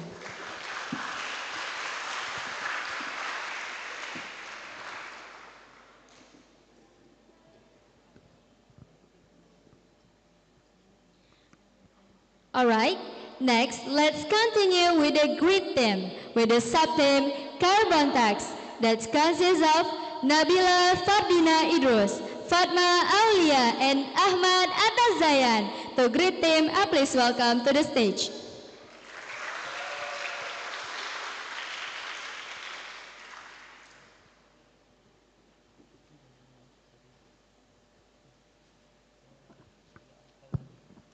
Okay, for grid team, you have 15 minutes to present. From now on, time is yours. Bismillahirrahmanirrahim. Assalamualaikum warahmatullahi wabarakatuh. First of all, let us praise and thank to Allah Subhanahu wa Ta'ala, who has given us His mercies and blessing, so today we can able to attend this special moment. Secondly, peace may be upon to our great Prophet Muhammad Sallallahu Alaihi Wasallam, the great leader who has taught us about the right and wrong, about the true and no. Ladies and gentlemen, in a special chance, we would like to deliver our best presentation today under the title Carbon Price and Greenhouse Gas Emission Prediction by ARIMA and its environmental impact in Indonesia. And the content that we talk about is about the background of the problem, and the second one is the impact of the carbon tax on the environmental and economic, and the last is the predicted carbon tax in Indonesia. Next. Before we explain you further, let me introduce our team. It's me, I am Nabila Fardina Idrus as chemical engineering student at Syahkuala University, and also my friend Fatma Aulia from chemical engineering student at Syahkuala University, and also Ahmad Atazayan at informatics student University of Syahkuala. Next. Okay, we are going to the first content. It's about the background of the problem. All we know, in 2020, Indonesia released about 1.48 gigaton carbon dioxide, which is made up 3.1% of the total global emission in the world, and about 47.5 gigaton carbon dioxide. To reduce the emission, Indonesia has promised to cutting the emission. It's about 29% by the year of 2030. But the problem is, to achieving this target, it depends how to accurate emission projection and cost assessment. And we know that the good planning and the clear understanding of the economical impact are crucial for us. Next. So the slide above is about the data source that we use to calculate the carbon dioxide. It's the first from the github.com. It's provide the carbon dioxide in the world. It's updated regularly about the historical and the current data. And the second one is the our world in the data. It's about the carbon dioxide and greenhouse gas emission for each country. So we know that the different of the carbon dioxide for each country. And the third is praise us from the committee that it helped us to know the cost of the carbon tax in Indonesia. And the fourth is the Ministry of Environmental and Forestry that we use to provide the environmental data in Indonesia, including the carbon dioxide and how to cutting them. And the fifth is the Ministry of Energy and Mineral Resources. We know that the investor or the industry impact the carbon dioxide emission. And the next slide will be explained by my friend. Okay, thank you for Kak Nabila. So for warning, I'm a shy person. That's why I'm shaking while handling this mic today. So that we want to discuss in this slide is the greenhouse gas emission forecast in Indonesia. The first, before use ARIMA, we used linear regression. But after we discuss with Pak Wanda, they suggest us to use the ARIMA forecasting model or ARIMA algorithm. So Indonesia carbon dioxide emissions prediction 2023 until 2030 using ARIMA model AR1, E2, MA2 or yes, like that. So the prediction model is used, which is a combination of auto-regressive or AR and integrated or I and moving average or MA. The RR1 indicate that emission value at the current time is influenced by the emission value from the previous data. And I2 or integrated 2 indicate that the emission data must go through to differencing to create data become stationary. So the challenge from make ARIMA as the time series forecast that we have to make the data become stationary first. So and then MA or moving average testing data and historical data or training data. And historical data or training data.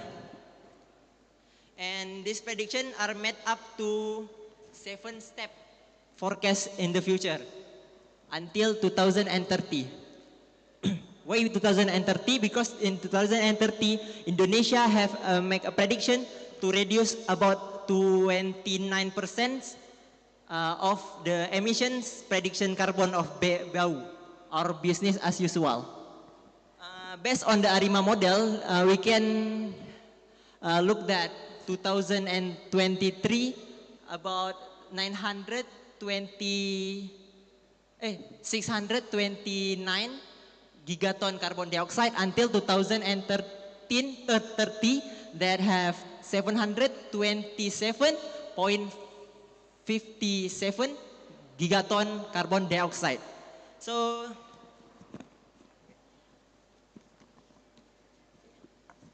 the ARIMA model provides a clear picture of historical trend and future projection of carbon dioxide emission. This allows for more target policy planning in addressing the challenge of climate change and realizing sustainable economic growth. Next. This is the prediction or carbon tax. So we have made two prediction. First one is the emission prediction. The second one is carbon tax price prediction, because this will help the industrial to come to Indonesia, because they have to know what the cost of the price in emission in Indonesia until 2030. So after they know this, they have a more belief in our government policy. So in this graph left side, the projection of ETS price in Indonesia until 2030 is based on historical data from China. Why we use China later on, we want to discuss it in the next slide. This is with a full reason that we want to, not, because this is with the full reason. And then, okay, the right one, this prediction that Indonesia can reduce its emission to reach the target of 27% in the 23. So we make the projection each year so that they can, Indonesia government can to reach each year, not just in 23, but each year until they can match in 2030. So in barcode we can access all this method, which is we have to make it in the Streamlit library. So next one. Okay. This is the reason why we use China data for carbon tax ATS pricing prediction to Indonesia. Because the first one is Indonesia has never implemented the ETS before. Indonesia want to implement it in the 2025. So then we don't have any data to make a prediction exactly to Indonesia. But I want to make an emphasis point why we use China first, because from the all global countries, there is have ETS and carbon tax. Indonesia use ETS, so that we have to look up to the countries that use ETS. So the countries that use carbon tax, we put it down to the left first. We just use the country use ETS. After country use ETS, we look the subject of tax. Indonesia, the subject of tax is individual and industrial, same as China. And then we use also this indicator like as population, which is widely same with Indonesia with high population, and then urbanization rate, which is almost same. This is 58%. This is 62%. So I think the comparison with the China data to prediction the carbon tax price is very fair to make this prediction. Prediction is not accurate, but more precise. That if we use the other data, which is Brazil, Mexico, and Cambodia, so we use this China data. Thank you. I want to give the next presentation to my friend. Okay, thank you, Atta. Next, impact of carbon taxes on the environment and economy. Based on the material presented earlier, there are 4 impacts if emission predictions and price adjustments are lacking. The first one is less motivation to reduce emissions. Emissions predictions, they might not feel pressure to reduce greenhouse gas emissions. And in other words, if businesses don't know how much they'll be taxed, they are less likely to invest to cleaner technologies or change their practice to lower emissions. Secondly is short-term cost rises. A carbon tax can make the cost of raw materials like coal, oil, or gas go up. If the government doesn't adjust prices, and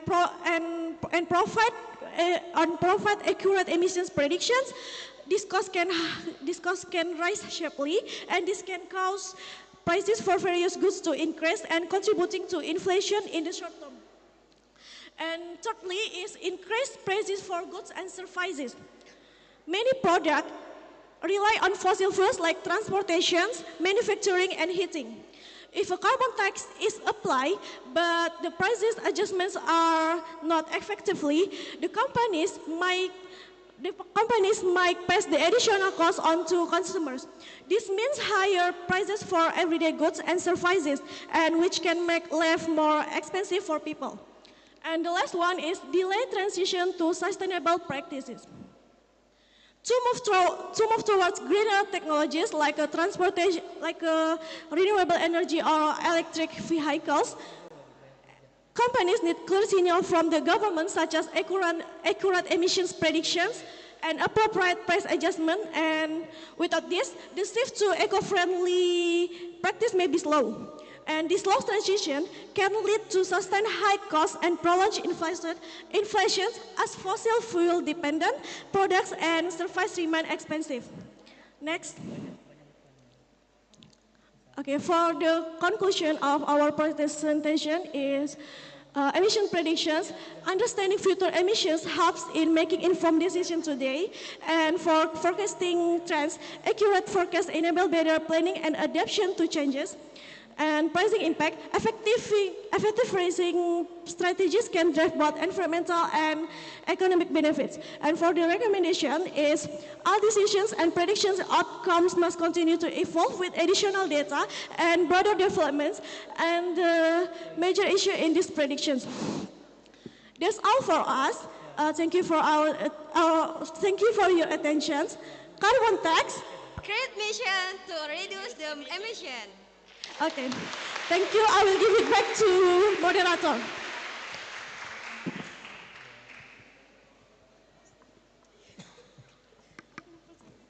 Wow, thumbs up.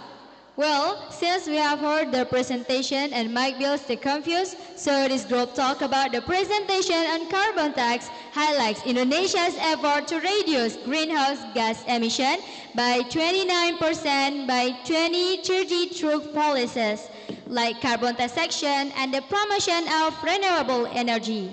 ARIMA predictions suggest that without these interventions, emissions will rise significantly. Effective pricing and forecasting are essential for achieving both environmental and economic benefits. Okay, everyone, if you have any question, you may ask by raising your hands up. This session only concludes for 15 minutes with 2 questions from the audience and participants and following that will be asked by the judges. Is there any question? Yeah, we got a question up there. Please state your name and your question.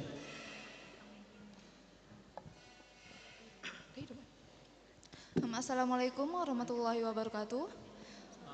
I am Yuni Susanti. I want to ask a question, and my question is, how effective do you believe current carbon pricing strategies are in driving emission reduction in Indonesia? And what improvement could be made? Thank you. Wassalamualaikum warahmatullahi wabarakatuh. You can answer the question. Excuse me, can you please repeat the last question? Please repeat your question. The last question. For the last question is, what improvement could be made? Improvement be made. Okay. Improvement could be made. Okay. Thank you.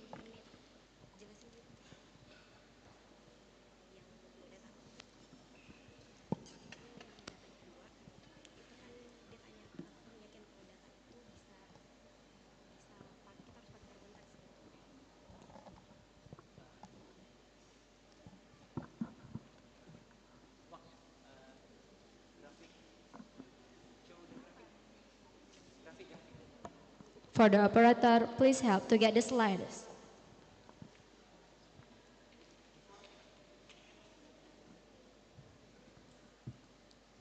Okay, thank you for the questions. So I want to explain from the model first or technical first. No, no. Okay. This why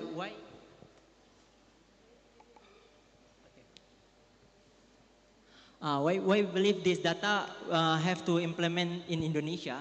First one, beside we use the China data to projections. There is $1.40 each year increasing. So why we use this? Because after we look up to the global nations that use carbon pricing, there is two flow, which is use ETS one and use carbon tax one. We just, as Indonesia, we use ETS. So we just take the nation that use ETS first. So the carbon tax one, we put it beside first. And after we take the ETS nation, we take the ETS nation that use for carbon pricing, and the subject is similar to Indonesia subject carbon tax. Indonesia subject tax is individual and industrial, but in the other nations ETS except China, they use for just industrial, for just coal industry, for just oil industry. So the China is the best one to prediction. And then after we know the China is the best for ETS projection for Indonesia, we use it average year of increasing the price, the carbon price in China. So we just implemented it in Indonesia. So this is just about prediction. And then ETS also is about put the floor price of the carbon pricing, not the real price. The real price is in the market works, because the government there is no have a power to make a real price if ETS is used or implemented in that nation. This illustration, not the real one not the real after we up down, after we increase the price, not the real projection of emission, but this is the prediction of each year to take a target of 29% of decreasing the emissions from prediction to Indonesia. This is not related as this, but this is just the prediction of decreasing to the 2030. That's all. Maybe. Okay, maybe as adding for me. So if we show the graph, we know that the time frame align with national goals that I mentioned about in the background that I mentioned that in 2030, Indonesia want to decrease the carbon dioxide 20%. And if we see the graph, the carbon dioxide will be decreased, and it's linear if the carbon is increasing. So why we using ARIMA model? It's also are generally more reliable for short term. So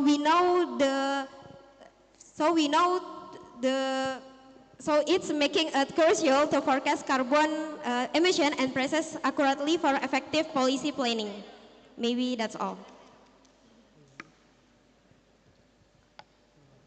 Thank you for the audience. Now we will give the time to the judges to ask the questions. To the judges, time is yours.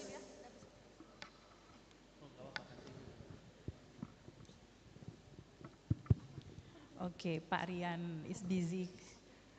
You want to comment something first? It's your turn. Yeah. Okay. Thank you. Go back to the title first, maybe. Okay. I think it's a good presentation, but still have some comment for make a better. The first one, I think, is the title is confused. Yeah. Because what what the purpose of you put the ARIMA on your title. Exactly, you have to remove the brackets and using the word using. Use word using. I mean the carbon price and GHG is mentioned, but using ARIMA is more clear for reader. Yeah. The second one is. In your slide, you don't put the objective of the study. I think it's very important to us to know what you want to do. Yeah. Okay. The third one is because your data is come from the some source. Yeah. Secondly, you have to explain the data processing first. For example, data integration and check there are missing data or not. Because we want to know, yeah, because the data that you use, it comes from the many sources. Yeah. The last one is, the ARIMA is one of the method in statistics and one of the method in, one of the method the inferential statistic. Yeah. For me, better you have to explore the data with the statistic descriptive first, because you want to know the distribution of the data. Yeah? It's important because we want to know the characteristic of the data that they use. Yeah. Okay, my question is, you already estimate prediction using ARIMA. But my question is, how do you guarantee to us that your result is valid? Okay, thank you.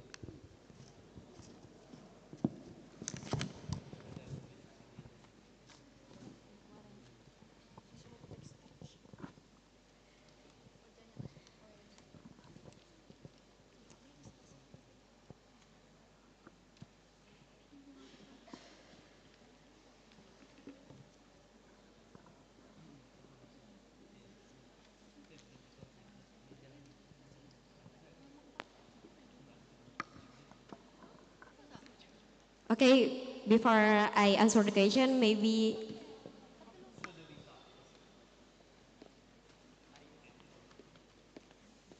thank you for the advice, the judges. So the first one is maybe I explain why using ARIMA. We know that the ARIMA is the popular time series for skating method and particularly suitable when the goal is the model linear relationship in historical data. And we know that we using historical data, so we have to using ARIMA.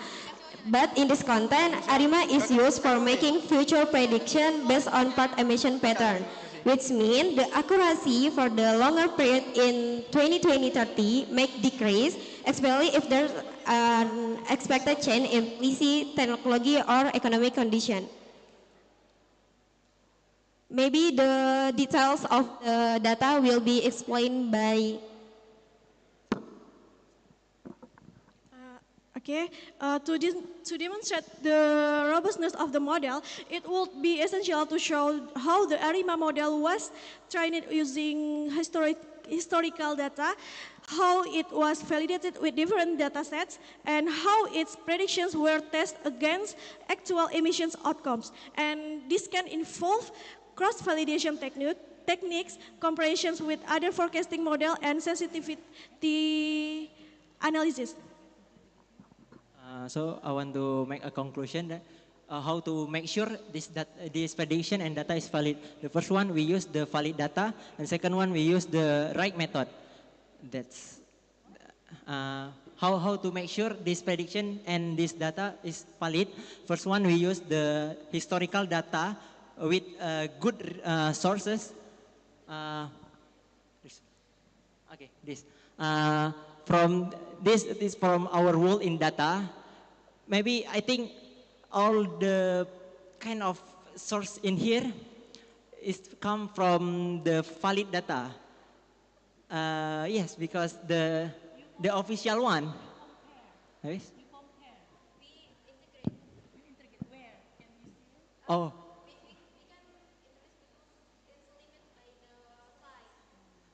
Just 10 slide can include here.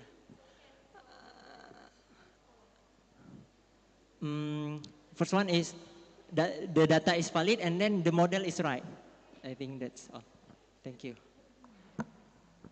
Maybe I repeat again, the model is right because the ARIMA is now that it's suitable for time forest cutting models to predict in the next of 2030. In statistics, sorry, talking statistics, yeah, we have the validation or accuracy usually. Some call AUC, some call RMSA, some call R square, many of them. Maybe is there anything like that in ARIMA?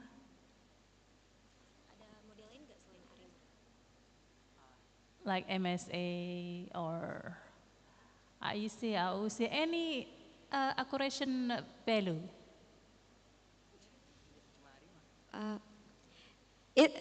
There is many models to predict the carbon tax, but the ARIMA one is the good one because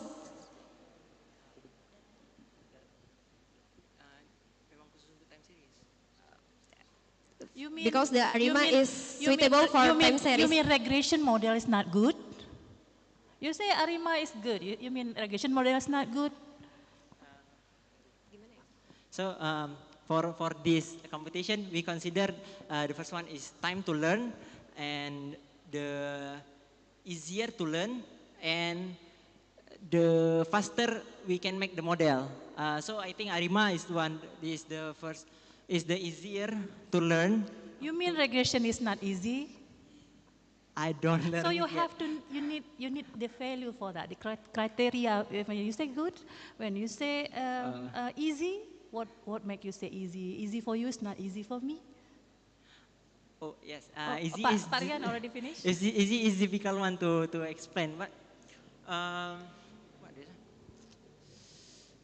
I think ARIMA is this. ARIMA Yes, is ARIMA also has the accuracy value. You have to find for that.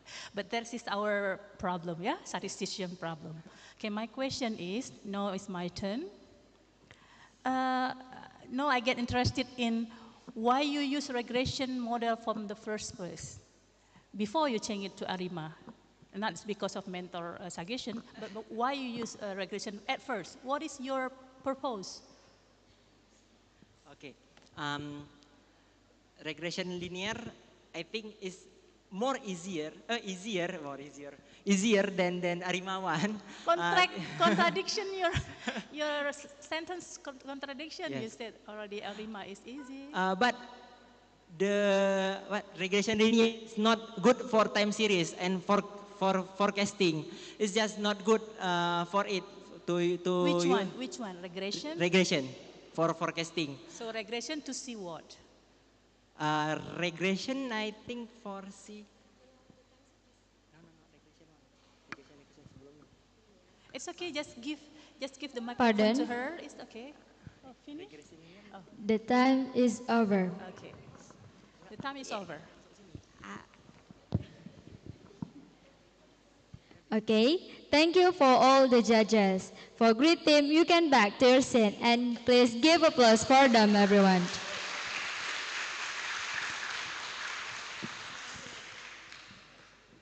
Okay, maybe that's all from us. Carbon tax decreation to reduce the emission. Thank you.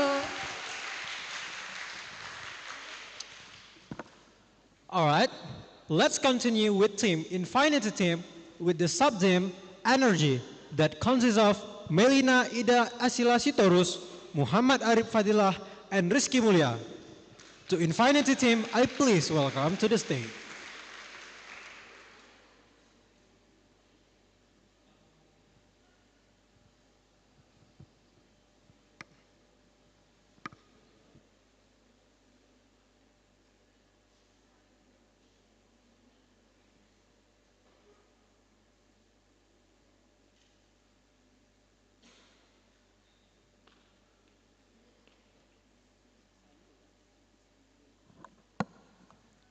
Okay, Infinity team, you have 15 minutes to present your work. From now on, time is yours. Thank you. Assalamualaikum warahmatullahi wabarakatuh. Good morning, everyone. Today we will take you on an important journey about the future of energy in Indonesia. Okay, before we start, next please. Let me introduce our team. My team consists of me, Melia Eldan Silasitorus, Rizky Mulia, and Muhammad Arif Fadila. We are guided by our mentor, Mr. Newton. Before we begin, we would like to share a quote from a British statistician. He said, "All models are wrong, but some are useful." Do you know the meaning of that? Okay, I will explain it. These quotes remind that the well-known model can predict the future with a complete accuracy.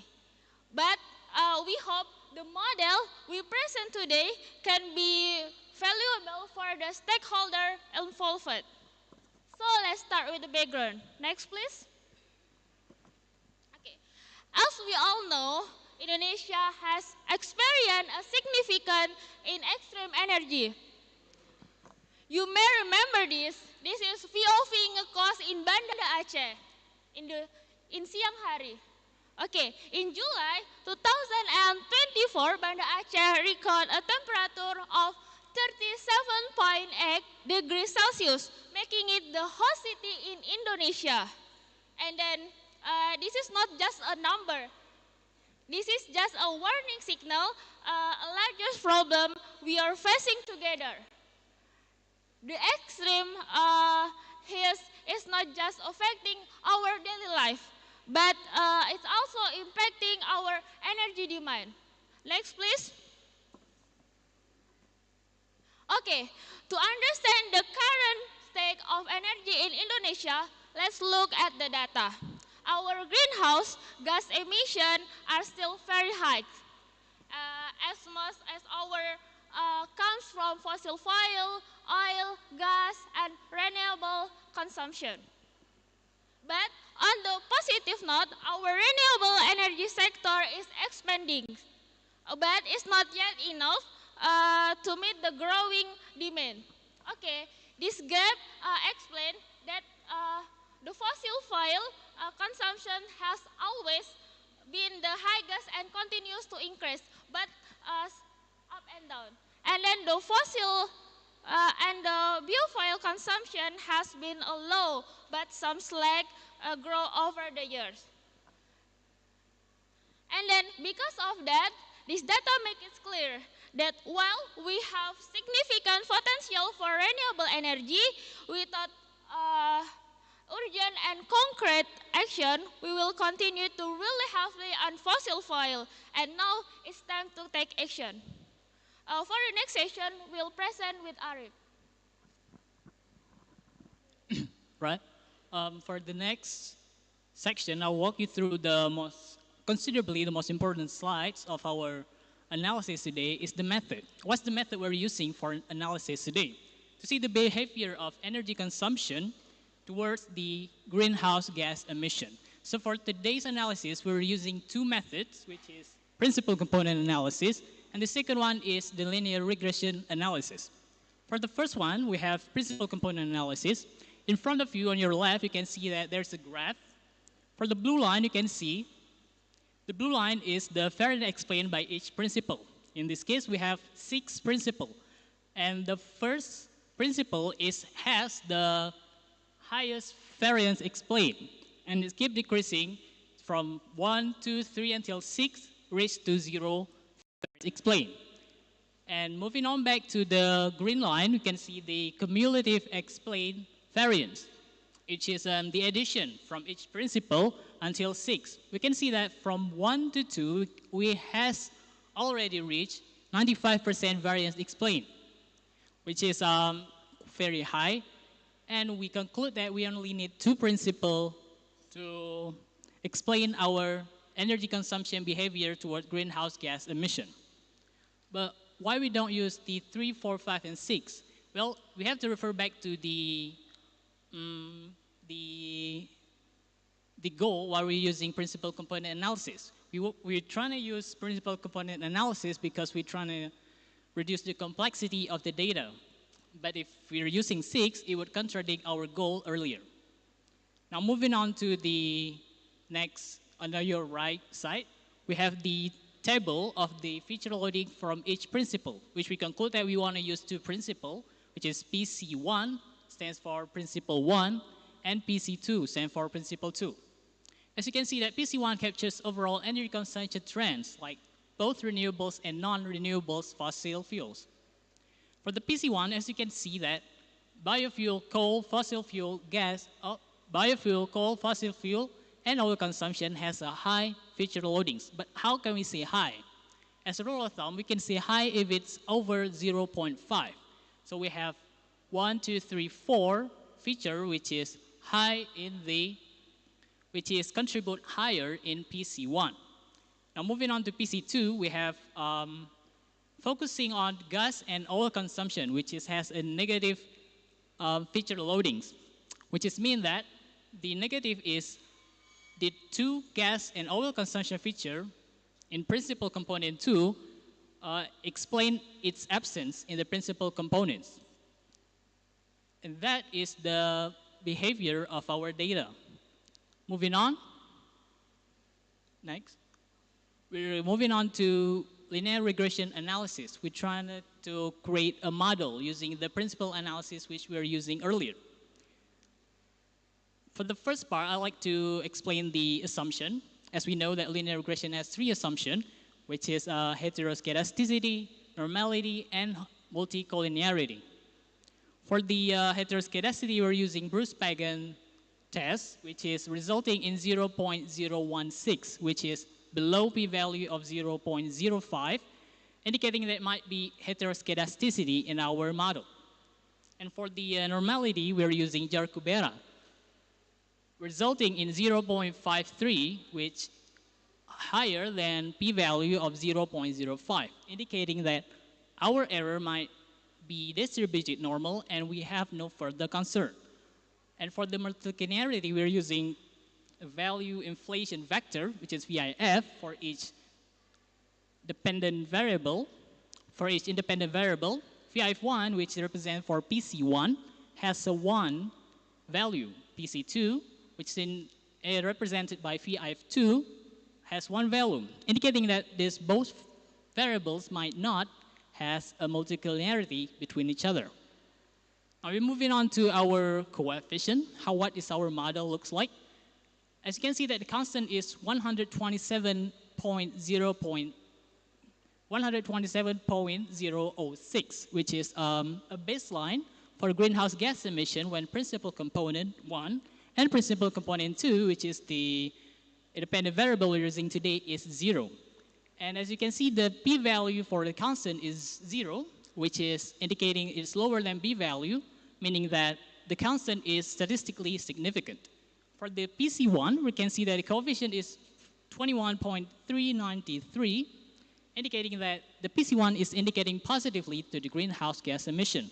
As we know that PC1 earlier is the overall consumption trends from renewable and non-renewable energy consumption. So I think it makes sense if the PC1 is contributing positively to greenhouse gas emission. As you can see, the more energy consumed, the more greenhouse gas emission will be on the air. As you can see on the p-value, we also have 0, which indicating that our PC1 is statistically significant. For the PC2, unfortunately, we have a p-value above 0.05, meaning that our PC2 is statistically insignificant, but we believe that this model, though PC2 has statistically insignificant, we might hope it might be useful. What about the performance of our data?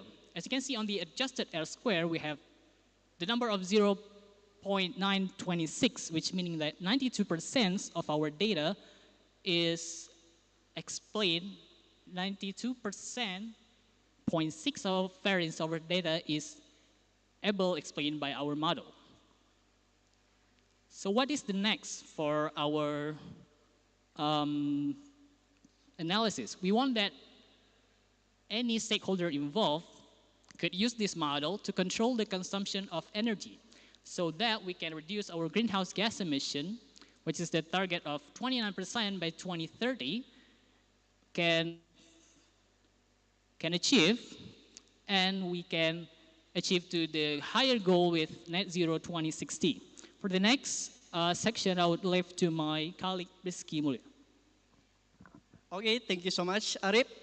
Ladies and gentlemen, Indonesia faces dual challenges, the growing demand of energy and also the undeniable impact of climate change. The transition from fossil fuels to renewable energy sources is not only essential, but also urgent for securing our Indonesia's future. So, through our analysis using principal component analysis, or PCA, we identified two key components, PC1 and PC2, which together help explain how energy consumption directly impact greenhouse gas emission. The optimal model we developed, represented by the equation Y equal 127.60 plus 21.39 PC1, provides a critical insight into how we can control energy consumption in order to reduce emission and work towards Indonesia's goal of future by zero net by 2060. So renewable energy is not just about the environmental sustainability. It also plays a crucial role in economic and societal progress. This is why urgent and coordinated action is needed for this transformation. Okay, next. So to ensure a successful transition to clean energy, we have some key recommendations for the Indonesian government. The first is increase renewable energy by prioritizing investment and development in renewable energy infrastructure. And the second is energy transition initiative by supporting programs that encourage shift away from fossil fuels towards more sustainable initiative.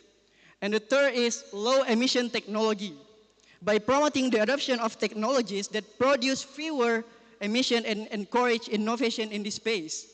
And then the fourth is public awareness campaigns. It's essential that the public is educated and engaged in this effort. Campaign to raise awareness about the benefits of renewable energy will help create societal support. And then strengthen energy policies by implementing and enforcing stronger policies that align with our national goals for renewable energy adoption and emission reduction. And the last is private and global partnership by collaborating with private sectors and international partners to ensure knowledge exchange, funding, and support for this initiative. Next. So this is the reference of our analysis. Next. Okay, look at the picture that we show here. So if you guys keep ignoring climate change issues, I guess you guys want to be like the person in the picture, right? Okay, to conclude, we have to remember that climate change is a pressing challenge. So, as the saying goes, climate change is like that one friend who always eats your roti bakar. If you don't stop them now, they'll take over your whole meal. Real or fake? Yeah, of course it's real because that's based on my experience. Okay? We cannot afford to ignore this, and it is now. Let's work together to secure a better, cleaner future for Indonesia and for the planet. Thank you all for your attention and time, and we would be happy to answer.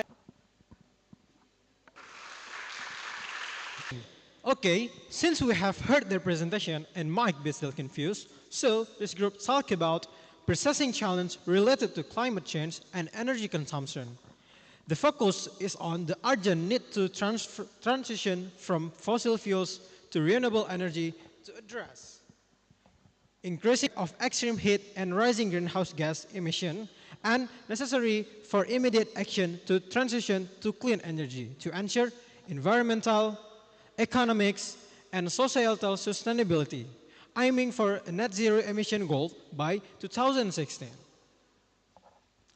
Okay, if you have any question, you might ask by raising your hands. The session will only conclude for 15 minutes with 2 questions from the audience by the judges. Any question, anyone? We got over there. All right, thank you for the opportunity. My name is Usnari, and I would like to ask you a question. So, how does the use of principal component analysis in help understand difference and emissions? Thank you. For Infinity Team, you can answer the question, please.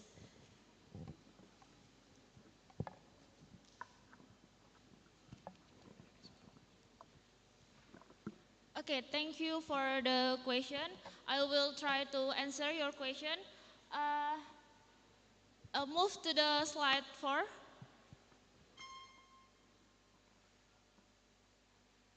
Next slide. Okay. Principal component analysis is a powerful tool for simple and understanding the complex the data and relate to Indonesian energy consumption and emission. And then by reducing the data to its most significant component, PCA helps identify the key pattern and the key trend in the energy use.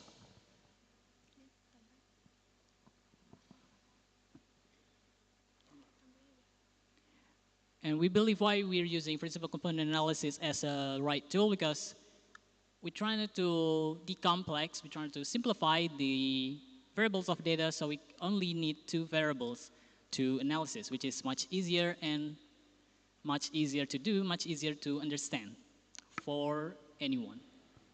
Thank you. Is there any questions? Okay, we got one over there.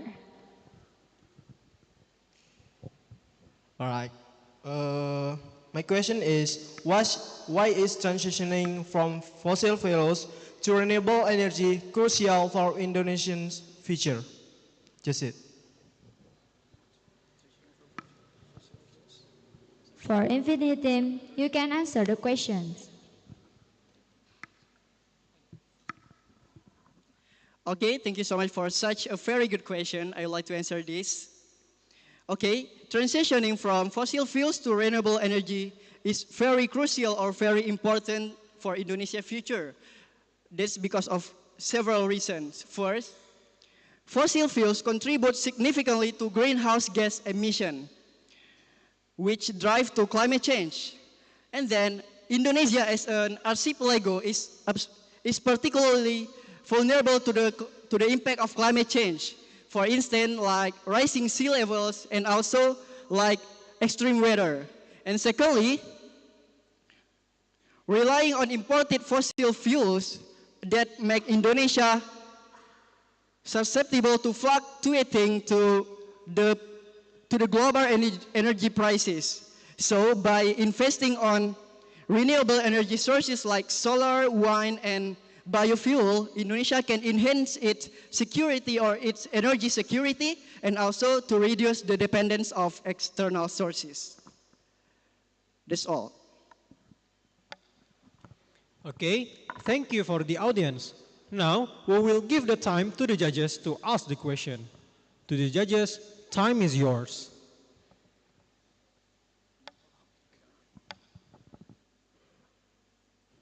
I heard, maybe I misheard, but I heard your group name is Infinity. Is that true? So the group has name, yeah. Each group has name. So my question is, so you must be very interesting on that symbol. What is the definition of infinity? And what is the symbol? And who found the symbol?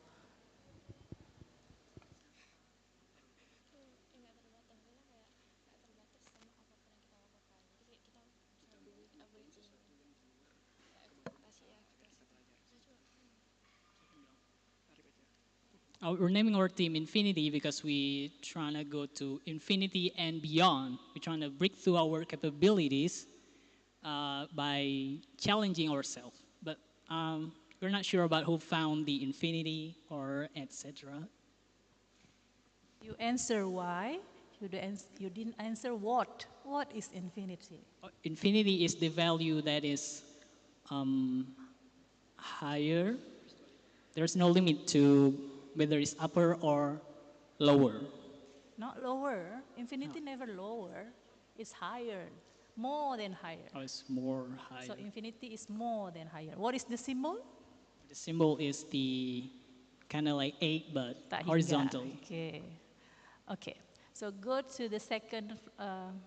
Actually, many things I want to ask, but let's see this suggestion. Yeah. So you have green and other color. It's very, very good if you put the biofuel the same color like here, and the coal is the same color like here. So you communicate, your slide communicate with us. This is the same, all green, but the graphic have the different color. So if you have different color also on the title, so it's already communicate with us. Yeah, next time when you do presentation, remember that, okay?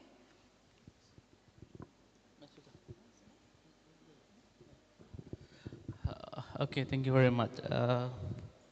This good presentation, but still have the comment. The first one, similar like last presentation. I didn't see the objective of the study first. Exactly, you have to put or explain the objective of study, purpose of the study, before background and after the backgrounds, and after before the data that you show to us. Okay, the first one.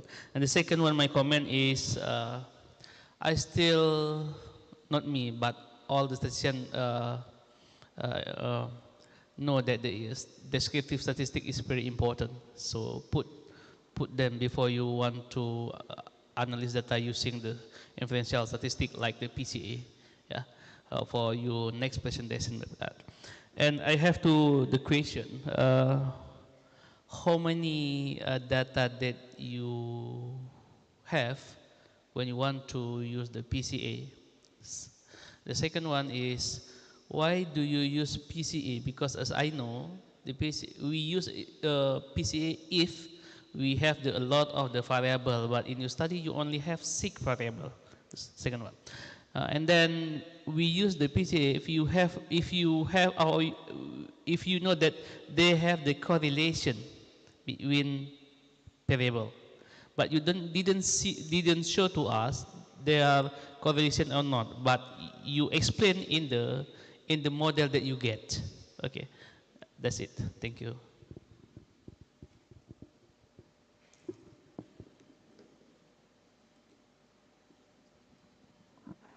Okay, I would like to answer this question. So, the amount of data we use in here is in 22 data from in Indonesia. So, the reason of why we use principal component analysis in this analysis. So, at first we have tried so many methods like lasso regression, etc. But the result of the method is not really good. That's why we use principal component analysis to create a variable reduction so that we can know that which variable that has contribution to the greenhouse gas emission. That's all. Okay, exactly. You have to mention this your answer before you use the PCA exactly. Okay, thank you. Thank you. Okay, thank you for all the judges. For Infinity team, you can back to your seat. Let's give applause for Infinity team.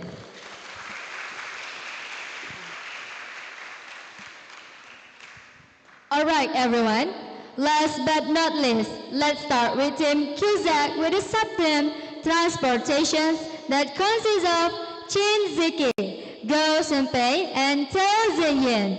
To Cusack team, we please welcome.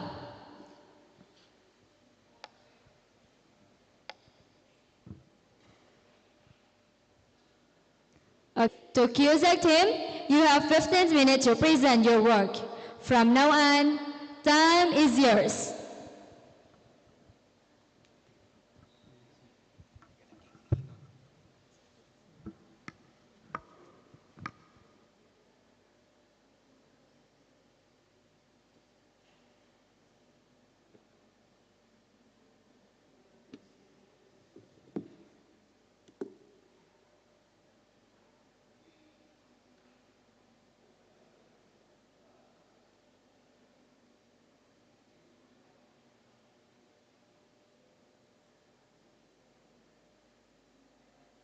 be discussing global public transportation convenience in 2020. And now I will hand it over to Kay to introduce the topic transportation.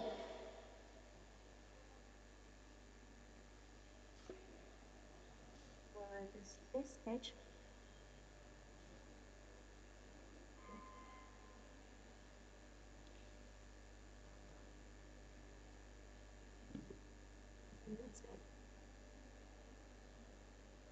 In this project, our report is transportation is a major contributor to global carbon dioxide emission, especially road transport.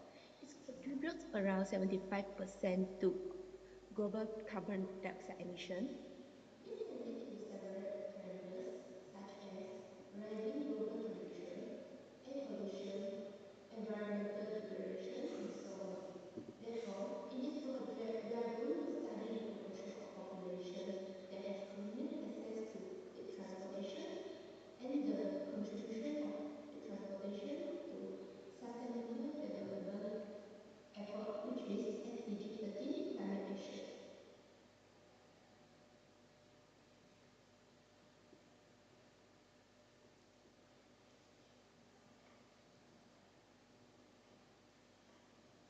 It's my turn to explain the analysis for the work. Our group focus on the descriptive analysis that can be used in Excel to perform this data summary data. As you all can see, our sample size is about 134 countries. And we focus in the year 2020. So as you can see, the mean is 52.92%, which shows that the average proportion of 52.92% of the population have convenient access to the public transport. It looks like there is half of the countries have the convenient access to the public transport. It's because it's due to the appearance of rural and urban areas. In rural areas, there is lack of population, which means that it is less efficient in development of the public transport. While if compared to the urban areas, the population is very high, and there is a must to develop the public transport so that they can ease the daily life of the population. And for the standard error, there is 2.4878%, which is quite small, and this indicates that the sample mean can be used to represent the population mean more accurately. And the median, as you can see, there is 46.97%, which means that half of the countries has 46.97% of the proportion that have convenient access to public transport, while another 67 countries have more than 46.97% proportion that have convenient access to public transport. And for the curtacies, as you can see, there is a negative value, which is negative 1.3473. The negative value of curtacies shows that there is a flaky curtacies. Flaky curtacies means that they have thin tails, which means there is less markers and all the values, all the data is more focused and concentrate to the mean. And for next one, skewness, which is there is a positive value, which is 0.2025. This positive value of skewness shows that there is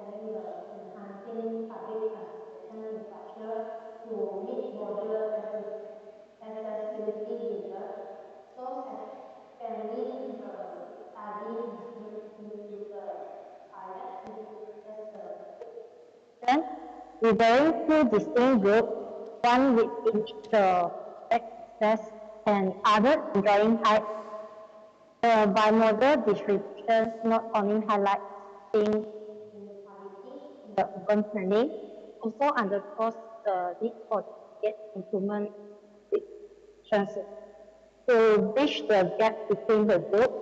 And lastly, the research underscore the significant role of youth participation in promoting sustainability by contributing easy to more efficient the transport option. Public to reduce the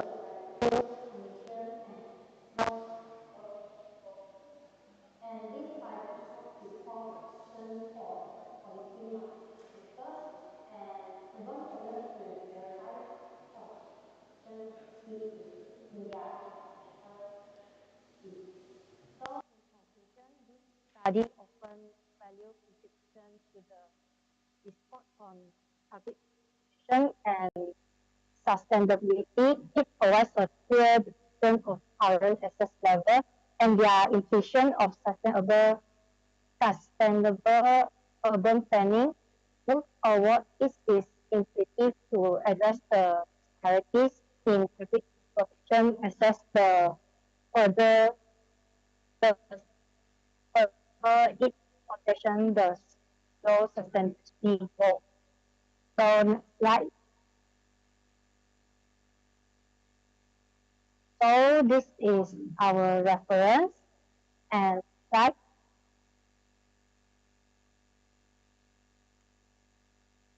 So thank you all for listening, and this is our presentation.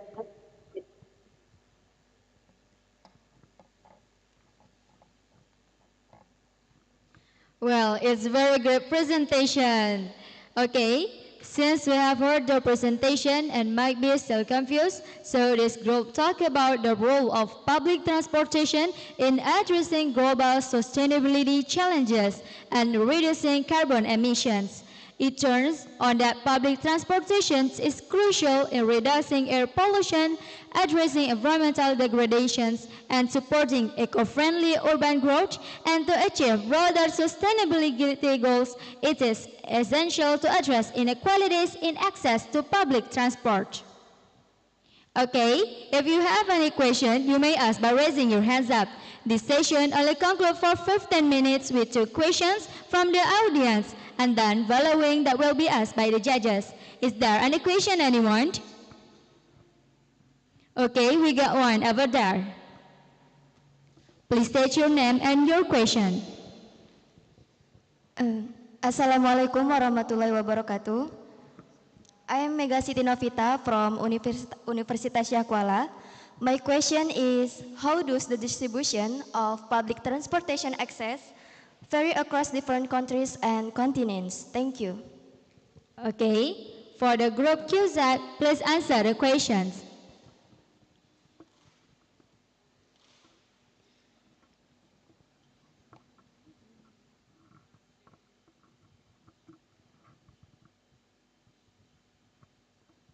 Sorry, can you repeat again the question? How do the distribution across the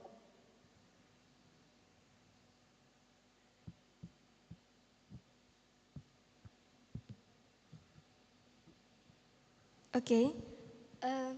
How does the distribution of public transportation access vary across different countries and continents?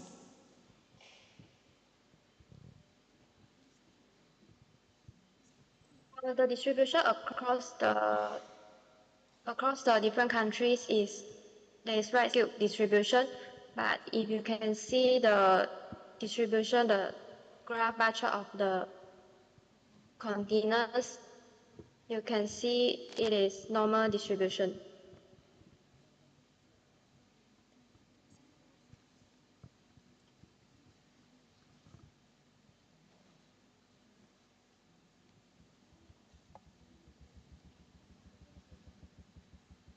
Is there any question at once?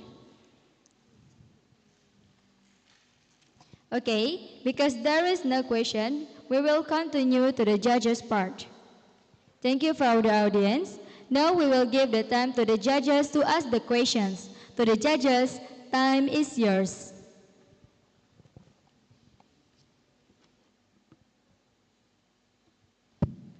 Okay, can you say again briefly what is your conclusion?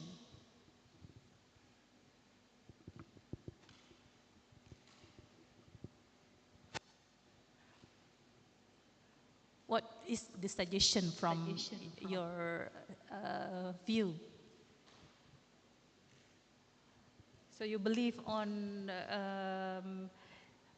access inequalities more than public transport, using public transport? Well, in conclusion, this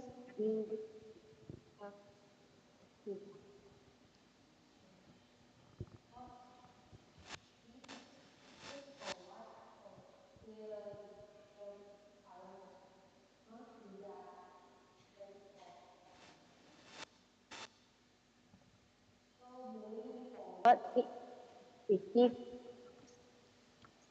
and good measure leverage it should over people.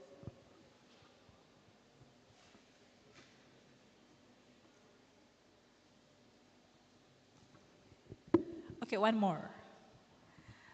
Help me to understand. So you think right now the access for public transportation is inequality?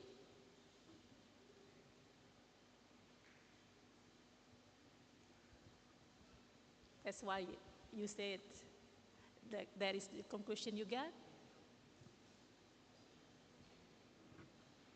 from the descriptive data? Sorry, did you hear me?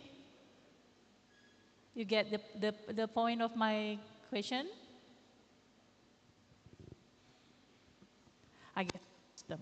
They lost me. Zin, Ziki, I'm sorry.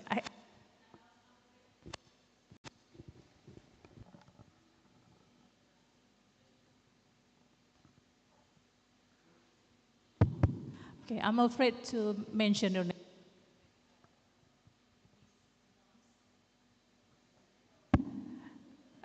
Did you hear me?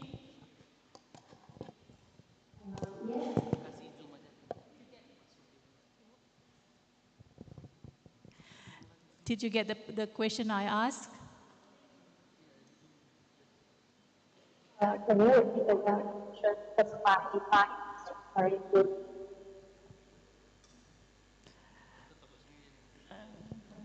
Dia bilang apa sih?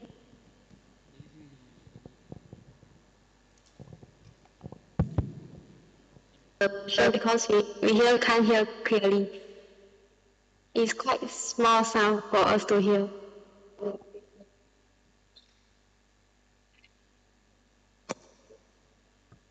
Okay, Miss Tia. Okay, so you think right now, I see from your preparation, descriptive certificate on my you think now, access.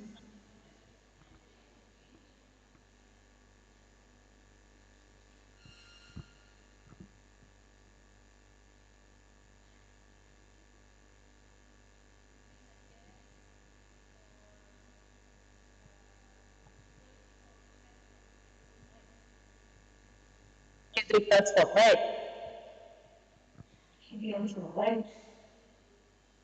Equality about big transport. I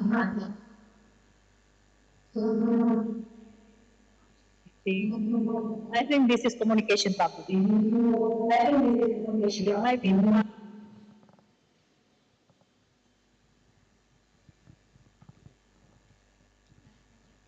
Okay, thank you for all the judges for the last feedback. Let's give applause for the CUSAC team.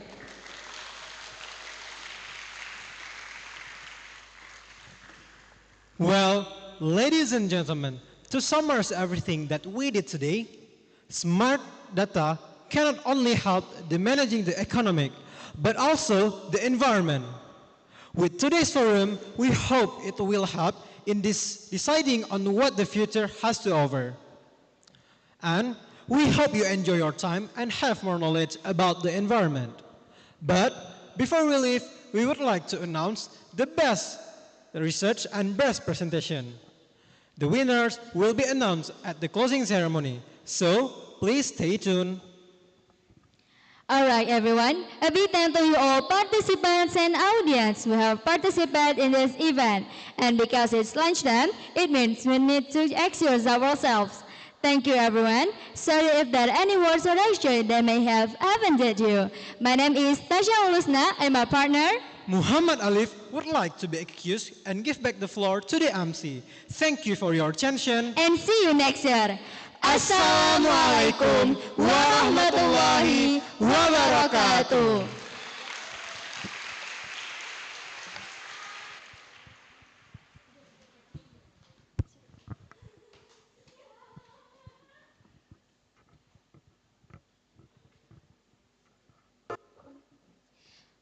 For the next agenda, let's take a photo session together. For the committee, I please welcome to the stage.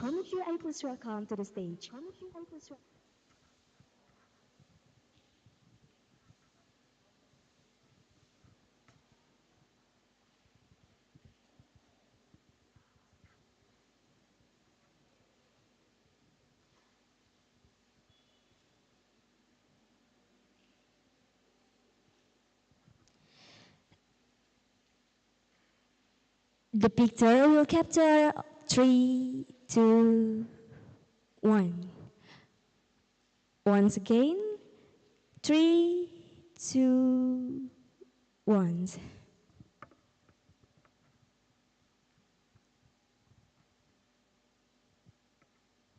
Once more again, 3, 2, 1.